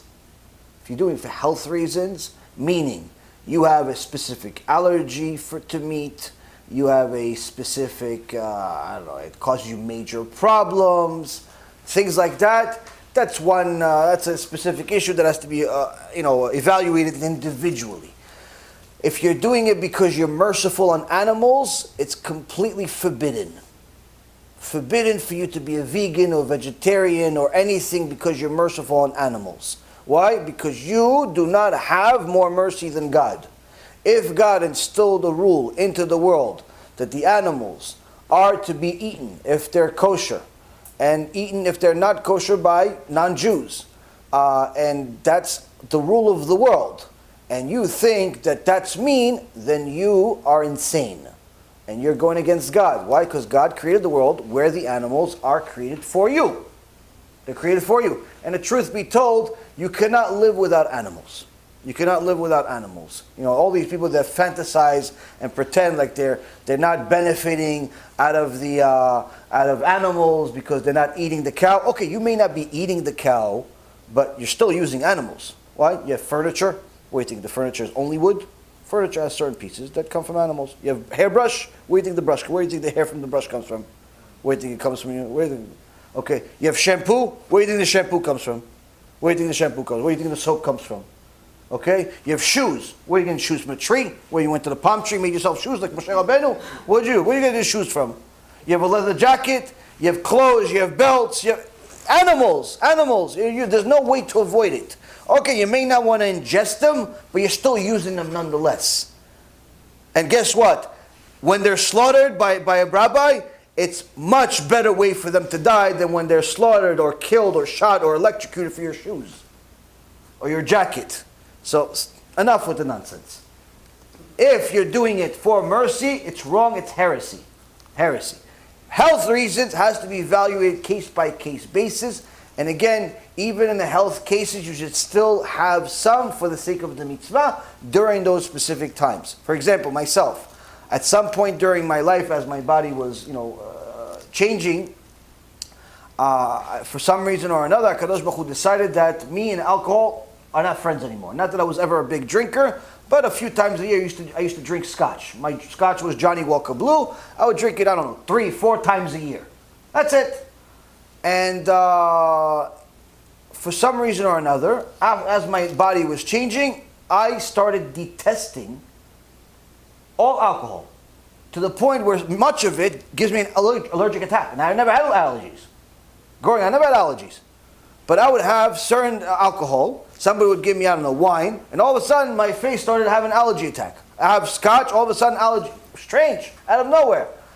Well, HaKadosh Baruch Hu decided. So what do I do? Now, that means that wine for me is no. I don't get along with wine. I don't get along with any alcohol. But I have certain mitzvot. I have certain times during the year that, let's say, Purim or other place where I need to have a drink, or even for Kiddush. So I have a little bit. I have a little bit if I could tolerate it, but not as much as little as I could get away with, if you will. If I simply can't take it, I'll have grape juice. Grape juice still fulfills the obligation. I'm done. Many times, if I couldn't handle it at all, I wouldn't even have that. Why? Because it actually caused me physical pain. So if it caused you physical pain, it's a different story. But again, you should still try to fulfill the obligation if you can. If you simply can't because it creates major problems, then again you'll have a reason not to. But it shouldn't be a new thing. Definitely shouldn't be for the sake of saving money. It definitely shouldn't be for the sake of mercy. It definitely shouldn't be for any of those other reasons. Really, the only reason not to eat meat is either or really for health reasons, bottom line. That's really it. Or you just, if a person, chas v'shalom, is that poor they can't afford it, it's a different story. But generally speaking, I think most people in today's world can afford it to some extent. Again, you don't need to eat meat all week. No one says you have to eat meat all week. No one says you have to eat meat. In fact, the more righteous people among us, they eat meat usually once a week. On Shabbat, they don't eat meat every day. I know, like Americans, they'll eat a cow just for breakfast and a pig on top of it, and it doesn't really work that way. Most really tzaddikim don't eat meat until Shabbat. So you could eat meat if you want. You want to eat a steak for breakfast, bechavod, enjoy, but it's not normal. Not normal. I know in America it's like having like a couple donkeys on your plate for breakfast with eggs on them. That's like breakfast here, bed and breakfast. You ate the cow that you ate is the size of a bed. Next. Ken. What's the key to consistency? Because I feel like I've been up and down for a long time. I'm not really sure what I got to do to consistently improve. Consistency. The Gemara in Masechet Brachot says that a person cannot acquire Torah unless he's willing to sacrifice his life for it. That's what Resh Lakish says. And as I was saying today, the only way that a person can enjoy the sweetness of Torah, the sweetness of a mitzvah, or Judaism altogether, is if they're consistently making sacrifices and exerting effort to fulfill their obligation and not just trying to get by. Like if you're just trying to get by just praying right before it's like the cutoff time, by learning just enough that you fulfilled, okay, I learned a little bit, by doing the mitzvah just enough to just say, okay, I did it, I'm not a rasha. That, you'll never enjoy it. In fact, it'll be more miserable for you than the secular person. Because at least the secular person is getting to live his desires. Whereas you're just trying to get away with this and that. In essence, you're trying to live in both worlds. Now, the problem is that many people want to live in both worlds. They want to live in a secular world and they want to live in a religious world. They want to be secular, religious. Secular, religious. That's what whole modern orthodoxy is all about. It's secular, but with a kippah on. Secular, but puts on tefillin.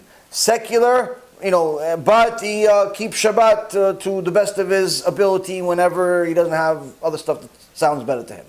And that's the reality. So what happens is that the first moment that the Satan shows up and says, you know what is it, Shabbat? You're still keeping you with this Judaism stuff, Shabbat? How about this? I'll introduce you to somebody that's going to give you $1 million a year. I'll introduce you to somebody that's going to give you a lot of desires fulfilled. But the cost is going to be Shabbat. Guess what? The first chance, Shabbat's in the garbage.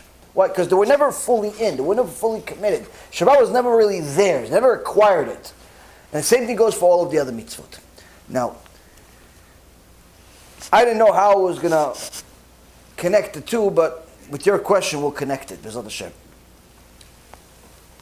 This is the part I didn't really want to say. This is like one of those things where you wish you didn't have to say it. But apparently, Kadosh Baruch Hu wants us to say it. I learned this today from my Rav, and it's one of those things where it's if you understand what I'm going to say, good, but it's not going to make you feel so happy. If you don't understand, you're in trouble. The world today is full of people that are trying to get away with the minimum of minimum. Like, I don't want to necessarily be anti-God, atheist, lefty liberal, mechalel Shabbat. No.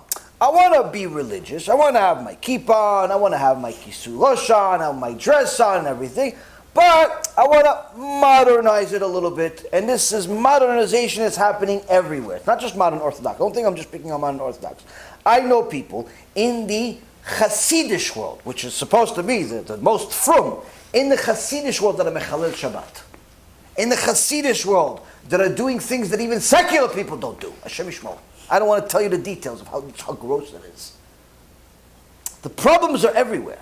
Baruch Hashem, we have tzaddikim everywhere. And we have not so much everywhere. It's a reality. That's why I always tell people, everyone needs chizuk, everyone needs to do tshuva. Myself included first.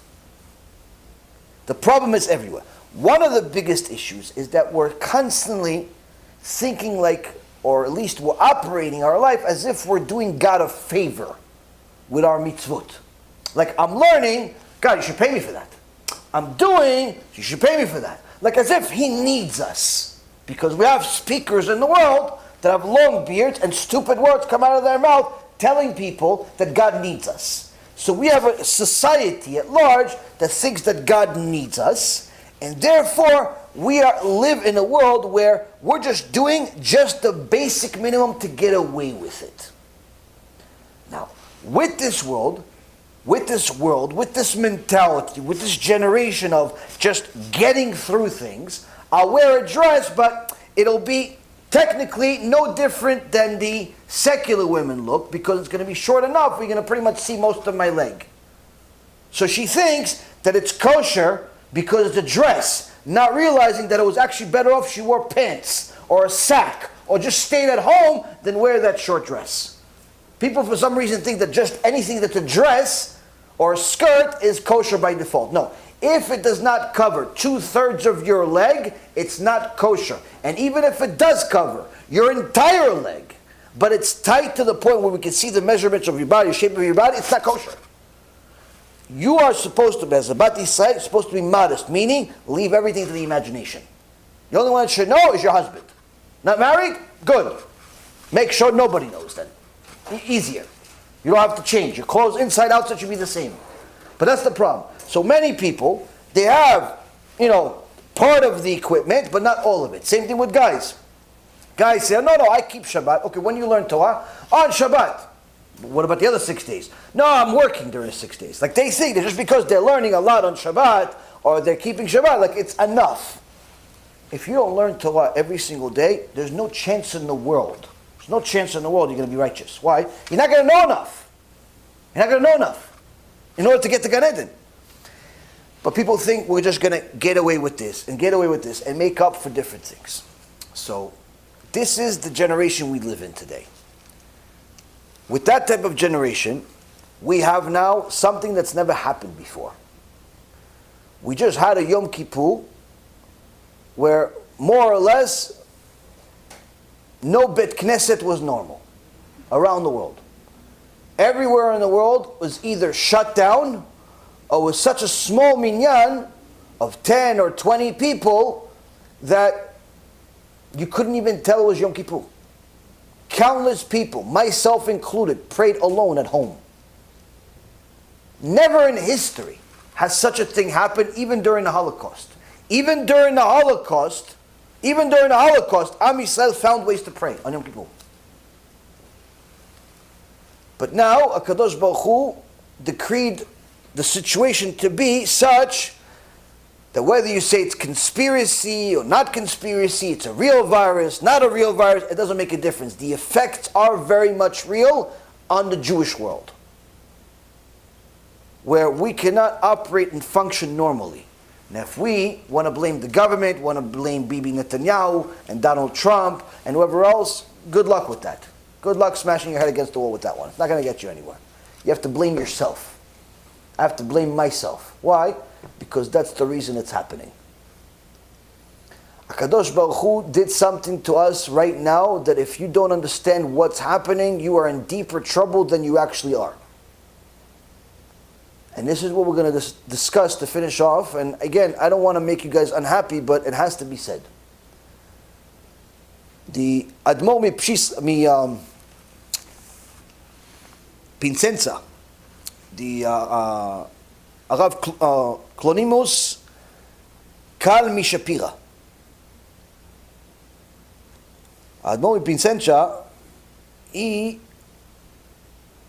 wrote different Sfarim, and including the Sichot that he had inside the concentration camps.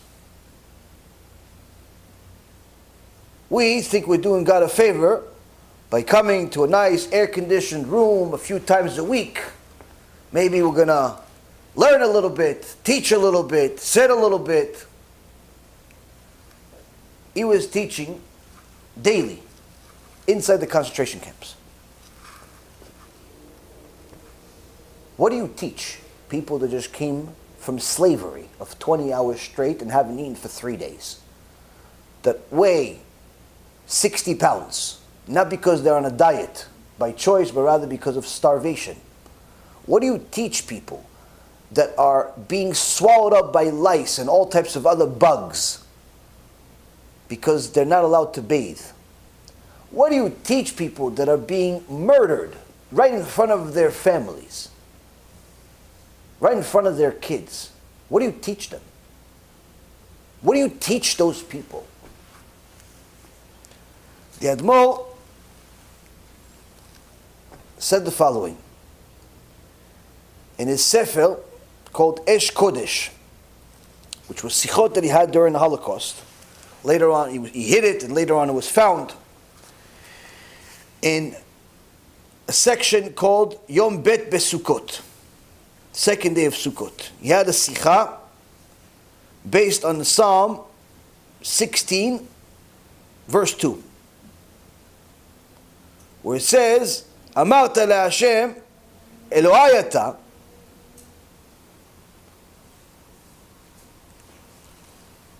Tovati ba'alecha.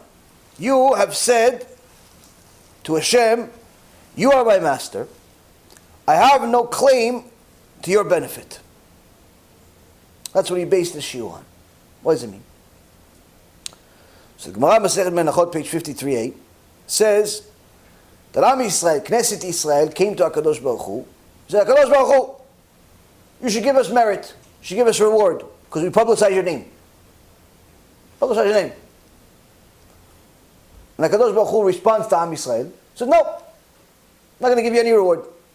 Because really, you're like a kli sheni, you're like a second kli. The real publication, the real publicity was made by Avraham, Yitzchak, and Yaakov. So all the publicity, credit goes to them. It doesn't go to you. It doesn't go to you. So now, the Admor says, so who's the first one that publicized Hashem? Who's the first one? So Gemara in Masechet Brachot, page 7, says, the first one to call HaKadosh Baruch Hu master, Adon, is Avraham Avinu. Avraham Avinu. Avraham Avinu called HaKadosh Baruch Hu Adon. But then there's a Midrash. The Midrash Rabbah, in Sefer Bereshit,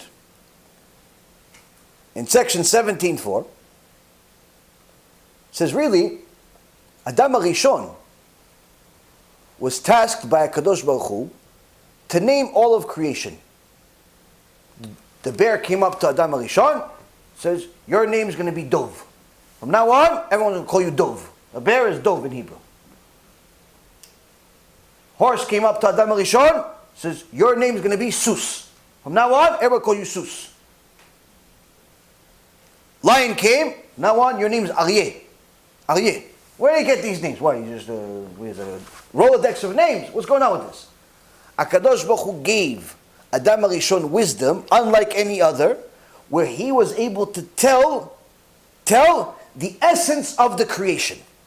He looked at the sus, he looked at the horse, he says, this sus, he likes war.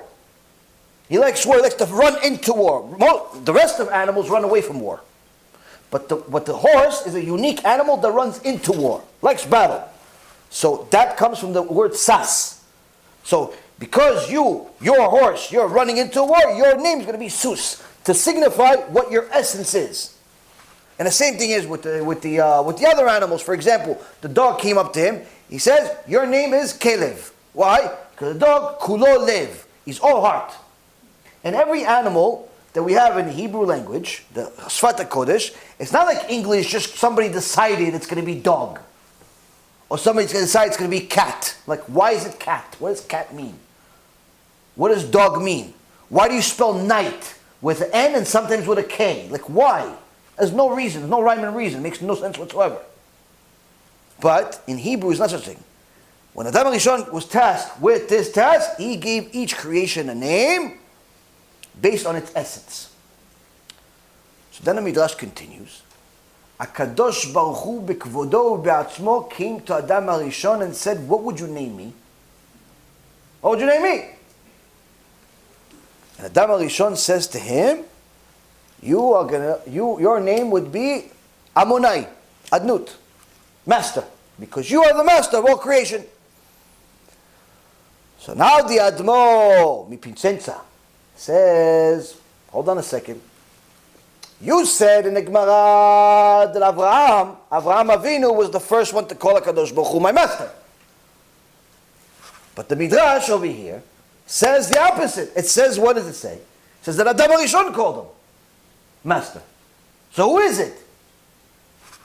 This is what he's teaching inside the Holocaust. What's the nafkamina? What do we care? He did it. What are they having a contest? Thumb wrestling in Shamayim? What do we care? What do we care? I got it. What do we care? That Mo says to the people that weigh 60 pounds at best, being tortured, being murdered, suffering to no end. This. Why did you pick this, Admo? Why did you pick this? He says to them, you see, Rabotai Yekarim, when did Avraham Avinu call HaKadosh Baruch Hu my master? In Sefer Bereshit, chapter 15, verse number 8. Avraham Avinu says to HaKadosh Baruch Hu, how will I know that I was rewarded, I was gifted, how do I know all this? At the same time, HaKadosh Baruch Hu shows him, your descendants are going to be slaves in Egypt for 400 years. Meaning, at the time that Avraham Avinu sees darkness everywhere, he says to Hashem, how do I know I'm rewarded? But how does he say, how do I know? How does he say it? Avraham Avinu says to HaKadosh Baruch Hu, says, he, meaning Avraham, said, my Lord Hashem, whereby shall I know that I am to inherit it? When did he make HaKadosh Baruch Hu his master? When he saw the darkness.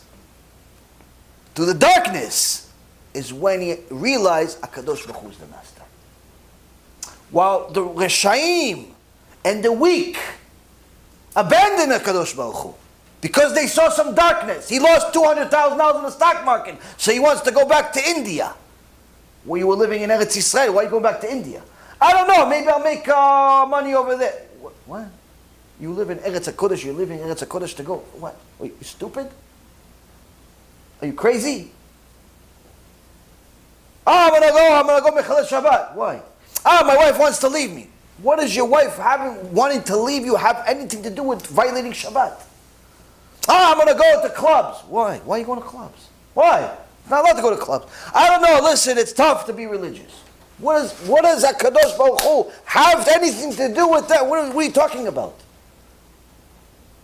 The moment people have suffering, the moment people see darkness in their life, what do they do? First thing they do is throw out Hashem. What made Avraham Avinu? Avraham Avinu. He saw the darkness for 400 years. And he says, you're my master. And this is why the Gemara says, Avraham Avinu was the first one to make HaKadosh Baruch Hu his master. Why? It's easy for Adam HaRishon to call HaKadosh Baruch Hu master. It's easy. Why are you going to Gan Eden? You're in Gan Eden. What's your tough life? What do you have? What? The fox took time to come to you to give him a name. The lion was sleeping a little long. What was tough for you in the Gan Eden? What was difficult for you? What? HaBa wasn't pretty enough. What happened over there? Nothing. So darkness That's when you made a Kadosh Baruch Hu your master. That's what a Kadosh Baruch Hu wants. So the Admor says, Rabotai Yekarim, to his people, the people that are 60 pounds, the people that used to be multimillionaires but now don't have bread to eat.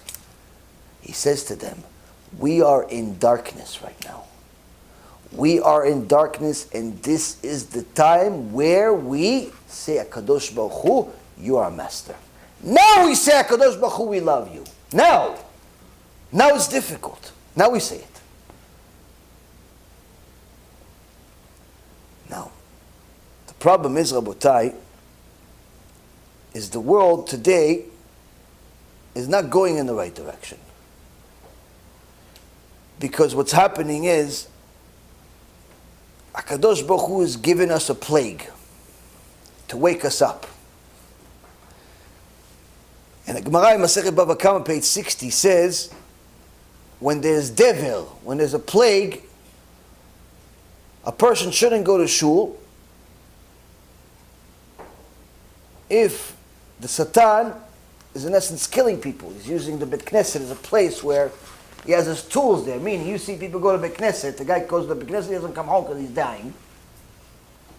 Don't go to Bet Knesset, stay home. Now, the Rambam writes something very scary. The main point of everything that I'm saying. See, the Rambam writes, we have a Psalm. Psalm 119, verse 126. That says, Et la'asot la'Hashem,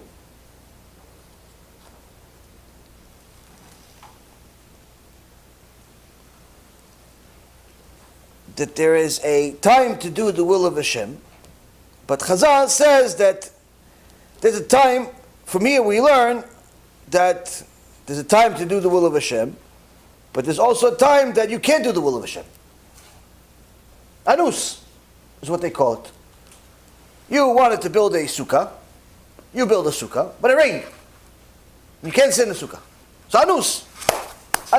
You can't do the mitzvah. Why? It's raining. It's going to cause you suffering if you sit in there with the rain dripping on your face. Right? So you don't have it. You wanted to do kiddush, but you don't have any food. You don't have challah, you don't have Hashem Yishmor, you don't have wine, you don't have nothing. Anus. You wanted to make a shiur, you didn't feel good. Couldn't show up to the shiur. Anus. Can't do it. It's against your will. Meaning it's not like you don't want to do it. It's something that's beyond your control. So the Rambam writes in his Pirush, in his commentary on the Mishnayot, in Masechet Brachot, says that there is a concept where HaKadosh Baruch Hu says there's a time where you serve Hashem, but there's a time that you simply can't. Right? Simply can't do it because it's difficult. Right? But then he says something extremely scary. He says sometimes HaKadosh Baruch Hu is upset with us. Because he sees, when we go to shul, all we do is we speak to each other instead of speak to HaKadosh Baruch Hu. When we go to the shiur, instead of listening to shiur, we play with our phone the whole time. When we go to business, instead of doing kosher business, all we do is cheat and lie. When we meet with our friends, all we do is say Lashon Hara. When we do all the things that, in essence, He allows us to do in order to do a mitzvot, we don't do it. So the Rambam writes, there are certain times where HaKadosh Baruch Hu says, the time is not the time to not do the will of Hashem, but rather is the time that HaKadosh Baruch Hu will create a problem that will make you anus and not be able to do the mitzvah. Why would HaKadosh Baruch Hu do such a thing? Why would HaKadosh Baruch Hu not want you to do a mitzvah? Why would HaKadosh Baruch Hu not want you to live in a sukkah for a week? Why would HaKadosh Baruch Hu not want us to go to the Bet Knesset on Yom Kippur and pray to Him and cry? Why would HaKadosh Baruch Hu not want us to see our friends and say Divrei Torah like normal people? Why? Why not? The Rambam writes one of the scariest things I've ever heard in my life. And he writes this. He says, sometimes HaKadosh Baruch Hu simply has had it with us. you make so many sins, so much lashon hara, so much rechilut, so much stealing, so much robbing, so much garbage, guess what? I don't want your mitzvot. Yeah, but isn't the mitzvot what you want us to do? To get back home? He goes, no. What I want, HaKadosh Baruch Hu, what I want, he says, I want to punish you. That's what I want. The will of HaKadosh Baruch Hu at that moment is to punish us, Hashem Yishmor. And that's what the Rambam says. But he cannot punish us just like that. Why? The Torah protects us. He has a rule in the world. Torah protects us. He says, so what am I going to do?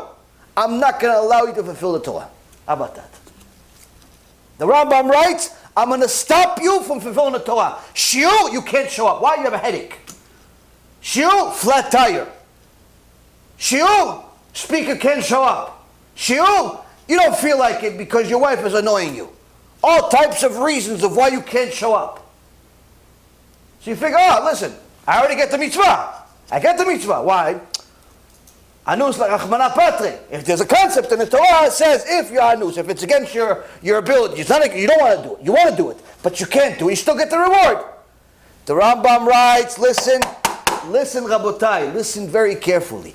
Be very careful to use this excuse during this time right now. Why? There is a time where Kadosh Baruch Hu says, I want to punish you because I've had it with you. And the only thing that's protecting you is the Torah that you are learning, the mitzvot that you're doing. So what I'll do in order to free my ability to punish you is not allow you to fulfill the Torah. Because there's a Gemara, it says, there's a devil, there's a plague in the world. Don't go to shul. She says, I don't have to go to shul. Gemara says it. Rambam says, don't listen to it. Why? HaKadosh Baruch Hu is telling you, he has a target on your head. And the only thing that's protecting you is the Torah and mitzvot. If you use this excuse, in essence, you think you're going to be okay. It's not going to be okay. It's not going to be okay at all. It's the opposite. At this time that HaKadosh Baruch Hu is making it difficult and almost impossible for you to learn Torah, to fulfill the mitzvot, to pray with the minyan, to do shiurim, or all the different reasons that you have, at this time, you have to listen to a different Gemara by Resh Lakish and Masechet Brachot. It says what? If you want to acquire Torah, you have to be willing to die for it. Why? Because if not, you're going to die anyway. Just not in a good way. This is the times, Rabotai Yekarim, don't look for excuses not to do mitzvot. This is the time where you have to be moser nefesh. Sacrifice to learn more. Sacrifice to push more. Sacrifice to do more. Whatever you did until now, do more. Why? 2 reasons. Number 1, you want to get to a better level because you said that you're up and down, right? You want to get up, and stay up, you have to increase anyway. Number 2, there's a decree on the entire world right now. HaKadosh Baruch Hu, in essence, is giving us simply a world where it's difficult to do mitzvot, and we can simply say, listen, we're excused. We're excused from going to shul. We're excused from going to shiur. We're excused from this, excused from that. You know what's going to prepare? A Holocaust. That's what's preparing. How do you stop it? Whatever you're doing, do more. A lot more. Yeah, but it's hard. Exactly. That's the point. It's hard. That's the point. That's what the Rambam is trying to tell us. It's very hard. Now, that's why the Rambam writes in his Mishneh Torah, in Yad Chazakah, in Chot Talmud Torah, in chapter 1, Halakha number 8, every Jewish man is obligated to study Torah, whether he's poor, or he's rich, or he's healthy, and he has a complete body, or he has sicknesses and difficulties, and he's afflicted with disease, whether he's young or he's old, whether he has strength or his strength have diminished, even if he's a poor person who derives his livelihood from charity and begs door to door, even if he is a husband and a father of children, he must establish a fixed time for learning Torah during the day and during the night. As it says in Yeshua chapter 1, verse number 8, Ve'igita bo yomam v'layla. You shall think about it day and night. This, Rabotai, is not a simple halakha of a suggestion. The Rambam writes, you want to stay alive eternally, you have to fulfill this. Yeah, but it's hard. Exactly. Right now it's harder. Perfect. Because if you're going to use every excuse not to learn, every excuse not to do the mitzvot, in essence, you're preparing yourself for doom. And this is, in essence, what the Admol was telling his people inside the concentration camp. While they're getting tortured. While they're getting killed by the dozens, by the hundreds of thousands. Millions of them. He says, right now, it's difficult. That's what HaKadosh Baruch Hu wants. HaKadosh Baruch Hu wants us to fulfill the entire Torah as best as we possibly can here. Baruch Hashem, we're not in a Holocaust right now. We cannot even think or imagine that we can understand the difficulty and the turmoil that our ancestors went through, that our brothers and sisters went through throughout the years. More or less, most people are living in luxury today. And even the ones that are not in luxury, they're not doing so horrendous in Western society, in America. In Eretz Yisrael, it's a lot more difficult. There's a much bigger gap between the rich and the poor. They've shut down the entire country, and they're planning on shutting it down. Some even say until the end of the year. Talking about a few more months. Meaning that if you are already struggling, you're simply going to be inside a ghetto, because that's what your house is going to turn into. It's not an easy situation. For those of us that have an easy time eating, drinking, working, we have a little bit of money in the bank and so on, you have to do double, triple, quadruple what you were doing until now. Why? It's easy for you. Those that are struggling still have to do more. Why? You can still do it. Because right now, HaKadosh Baruch Hu is obviously not happy. Anyone that tells you that the situation in the world is not such a big deal and things will eventually go back to normal is simply a liar.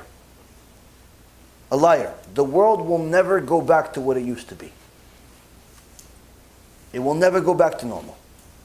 This scar is always going to be there.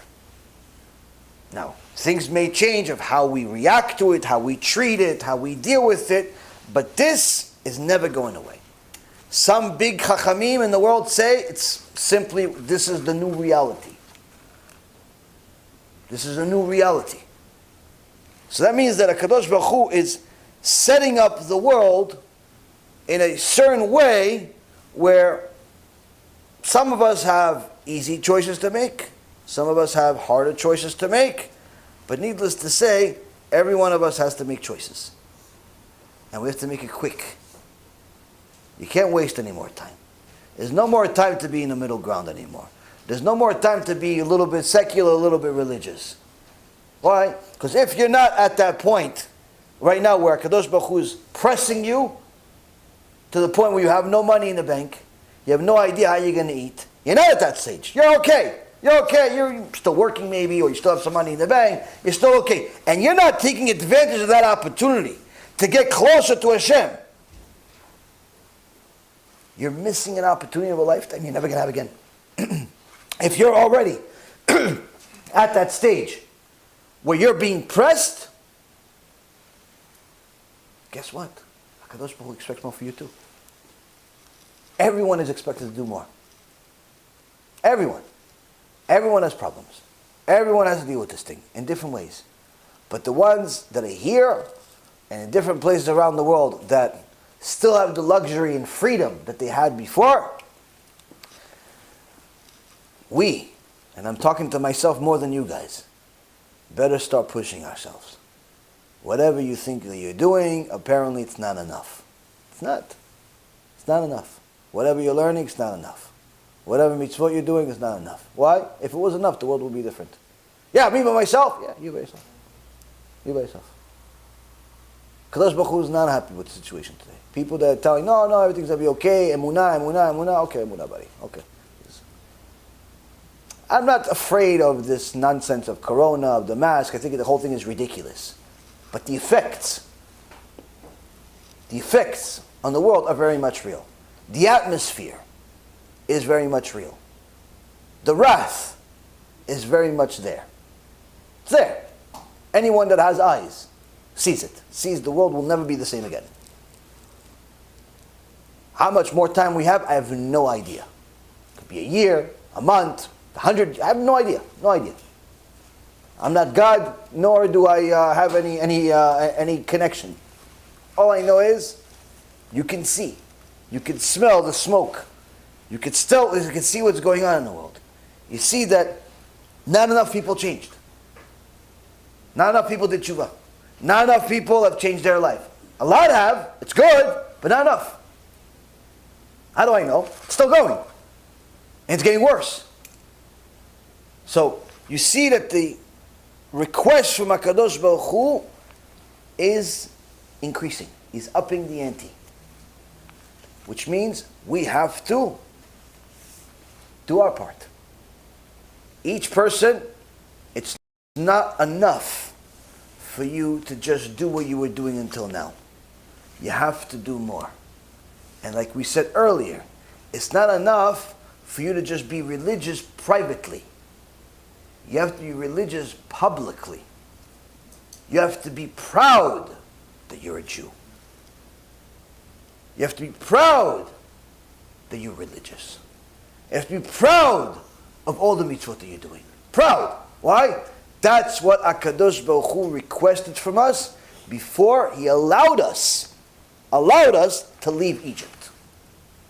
Where He told Moshe Rabbeinu, unless they're going to make this sacrifice, this major Kiddush Hashem of taking these false gods, these goats, and tying them to the beds, let them scream for a few days, let the Egyptians see it and hear it, and slaughter them right in front of their eyes, publicizing their belief in HaKadosh Baruch Hu, publicizing their emunah in HaKadosh Baruch Hu, that we are going to stay with Hashem, we're not afraid of you. Publicizing their religiosity, publicizing their bitachon in Hashem, being happy about it. HaKadosh Baruch Hu says, unless they do it, they will never leave Egypt. And He swore on His name. I didn't hear any prophecy of Hashem telling me, get people to tie some goats. But I don't need to. You see, you have a Rambam, you have a Gemarot, you have experience from Moshe Rabbeinu, you have a Torah Kedusha. You don't need to hear the prophecy to know what HaKadosh Baruch Hu wants. Right now, most of us not only are not doing enough, many of us are ashamed of what we're doing, are embarrassed of what we're doing. How do we know? We don't preach it. We don't go out there and say, you should be Jewish to the non-Jew. You should be religious to the secular guy. You should do tshuva to somebody that's looks religious more or less, but doesn't act like it. We don't go screaming, saying to people, Hashem hu Elokim, Hashem hu Elokim. We don't do it. Why? We're like, I'm going to do my thing. He's going to do his thing. But what about if he looks at you doing your thing? Oh, no. He's not going to see me do it. Oh, what are you doing Friday night? No, I'm with my family. You want to come to the movies? No, I'm with my family. One another time. Why don't you tell me? No, I can't go to the movies. Because a Jew doesn't go to the movies. Needless to say, a Jew doesn't go to the movies on Shabbat. Why don't you tell him that? Why don't you give him that answer? Because you don't want him to know that you keep Shabbat. Because you're embarrassed a little bit. Because you want him to think that you're like a half a goy. That's the problem. HaKadosh Baruch Hu says, I don't want these mitzvot that we're doing embarrassed, where we still want to live a half a Jew life. Hashem says, I don't want those. So I'm going to make those mitzvot not possible. Meaning, if you're fulfilling a mitzvah today, it's because you want it. Because you're making sacrifices for it. That's going to make you not only fulfill the mitzvah that HaKadosh Baruch Hu wants, but also enjoy the mitzvah. Because why would you invest into it and and make sacrifices for it if you're not liking it. You see, Rabotai, Kadosh Baruch Hu is trying to help us, using the tools that He has, the infinite amount of tools. Now, those tools may not sit well with our stupid mind, because we think, oh, maybe He should just cure everything and make everything dandy, and then we'll do tshuva after we see a miracle. That's our stupidity talking. We think that we would do tshuva if everything turned out okay. Guess what? Everything used to be okay a day before it wasn't. And we didn't do tshuva. So it didn't work. And everything hasn't been okay for a while now. And we still haven't done tshuva. So, obviously, HaKadosh Baruch Hu has to continue this nightmare until we change. Stop being pretenders. Stop being people that we think that we're doing Him a favor. Because, according to the Rambam, according to the Admor that was living inside Gehenom, in this world, Kadosh Baruch Hu is preparing the world for a time like no other. And this is the time we have to take advantage of. When it says, V'samachta b'chagecha, for Sukkot, that means that even after you've learned whatever knowledge you've learned today, that may not sit well with your good mood, you have to be happy. How? You now are privy to information the vast majority of the population is denying. You now have information that can help you. What you do with it is up to you. But you have information today that can help you change, improve, get better, and as a result, improve the world around you. Be'ezrat Hashem, we use this Chag, we use this holiday as another stepping stone to where we need to be, but this time we should do it different. When you're doing mitzvah, go all out. Do kiddush, pretend like you're talking to HaKadosh Baruch Hu, not your wife. When you do Netilat Yadayim, pretend like Hashem is watching. And He's counting. 1, 2, 3. 1, 2, 3. When you cut the bread, pretend it's the manna. When you eat the meal, pretend like this is the best food in the world. When you're doing the mitzvot, invest as much as you possibly can in them. Because if you do that, that's a mitzvah that's welcomed by Kadosh Baruch Hu. Now, the next time you have an opportunity to learn, which maybe is later tonight or tomorrow, pretend like you want to. And not like you just have to. Because if you pretend for long enough, you'll actually want it. You'll actually want it. And eventually, you'll learn enough to remove all the klipa that's on your soul that's causing you to hate the Torah, causing you to not want it, causing you to just want quick answers and not toil to find the answer, causing you to disagree with the sages and not just accept what they said because you're a donkey next to them, causing you to simply say, yes, HaKadosh Baruch Hu, thank you, to good and bad. Start doing that. Start taking advantage of all of that. And then if you really want to make HaKadosh Baruch Hu happy, do it proudly. So proud, you become contagious. That everyone around you also wants to do it. Everyone around you also wants to be religious. Everyone now around you knows that you believe in Hashem. When you do that, not only will you be happy on this Chag, but you'll make HaKadosh Baruch Hu happy. Be'ezrat Hashem, we succeed in becoming happy and bringing happiness to HaKadosh Baruch Hu like no other, simply by doing His mitzvot like He would want us to do. With complete mesirut nefesh, complete satisfaction, and complete desire to do them from beginning to end. Enjoy your Chag. Have a wonderful time with your family. Be'ezrat Hashem, we'll see each other soon. Baruch Adonai Le'olam. Amen ve'amen. Baruch Hashem, we've completed another year at Be'ezrat Hashem. Rabbi Ephraim and I are very proud to announce some major milestones that we've achieved, Be'ezrat Hashem, and with your help, our dear partners. Over 60 million minutes of our Torah has been watched over the last year. That's 1 million hours of Torah to help people do tshuva and get closer to Hashem. Over 300,000 CDs have been distributed around the world for free. We've also made over 1,000 lectures between the two of us, as well as also with Rav Chaim being added to the roster. Over 60,000 regular viewers are watching our Torah right now across the board.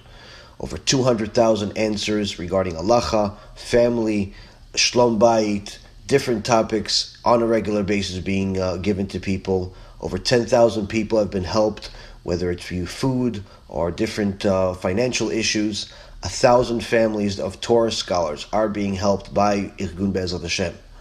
We've published and distributed over 5,000 halachic books, kuntresses, newsletters, musar books around the world. We are also currently helping over 130 families complete their conversion to Orthodox Judaism. Our TV channel continues to grow, our YouTube channel, our Facebook pages, our WhatsApp pages, everything continues to grow, Baruch Hashem. Thanks to Hashem, and thanks to our dear partners. Be'ezrat Hashem, much more next year. B'Shem Hashem Na'aseh v'Natzliach, we're very excited to offer you the new Be'ezrat Hashem app 3.0. It's a newer, faster app, full of Torah, lots of Kedusha, by the shiurim that we do, myself, Rabbi Ephraim, Rav Chaim, where you'll have also newer features where you're able to use the app while you're using other applications on your phone. You'll be able to share the lectures directly from the app. You'll be able to donate online and support our Cube and our Torah work that we're doing.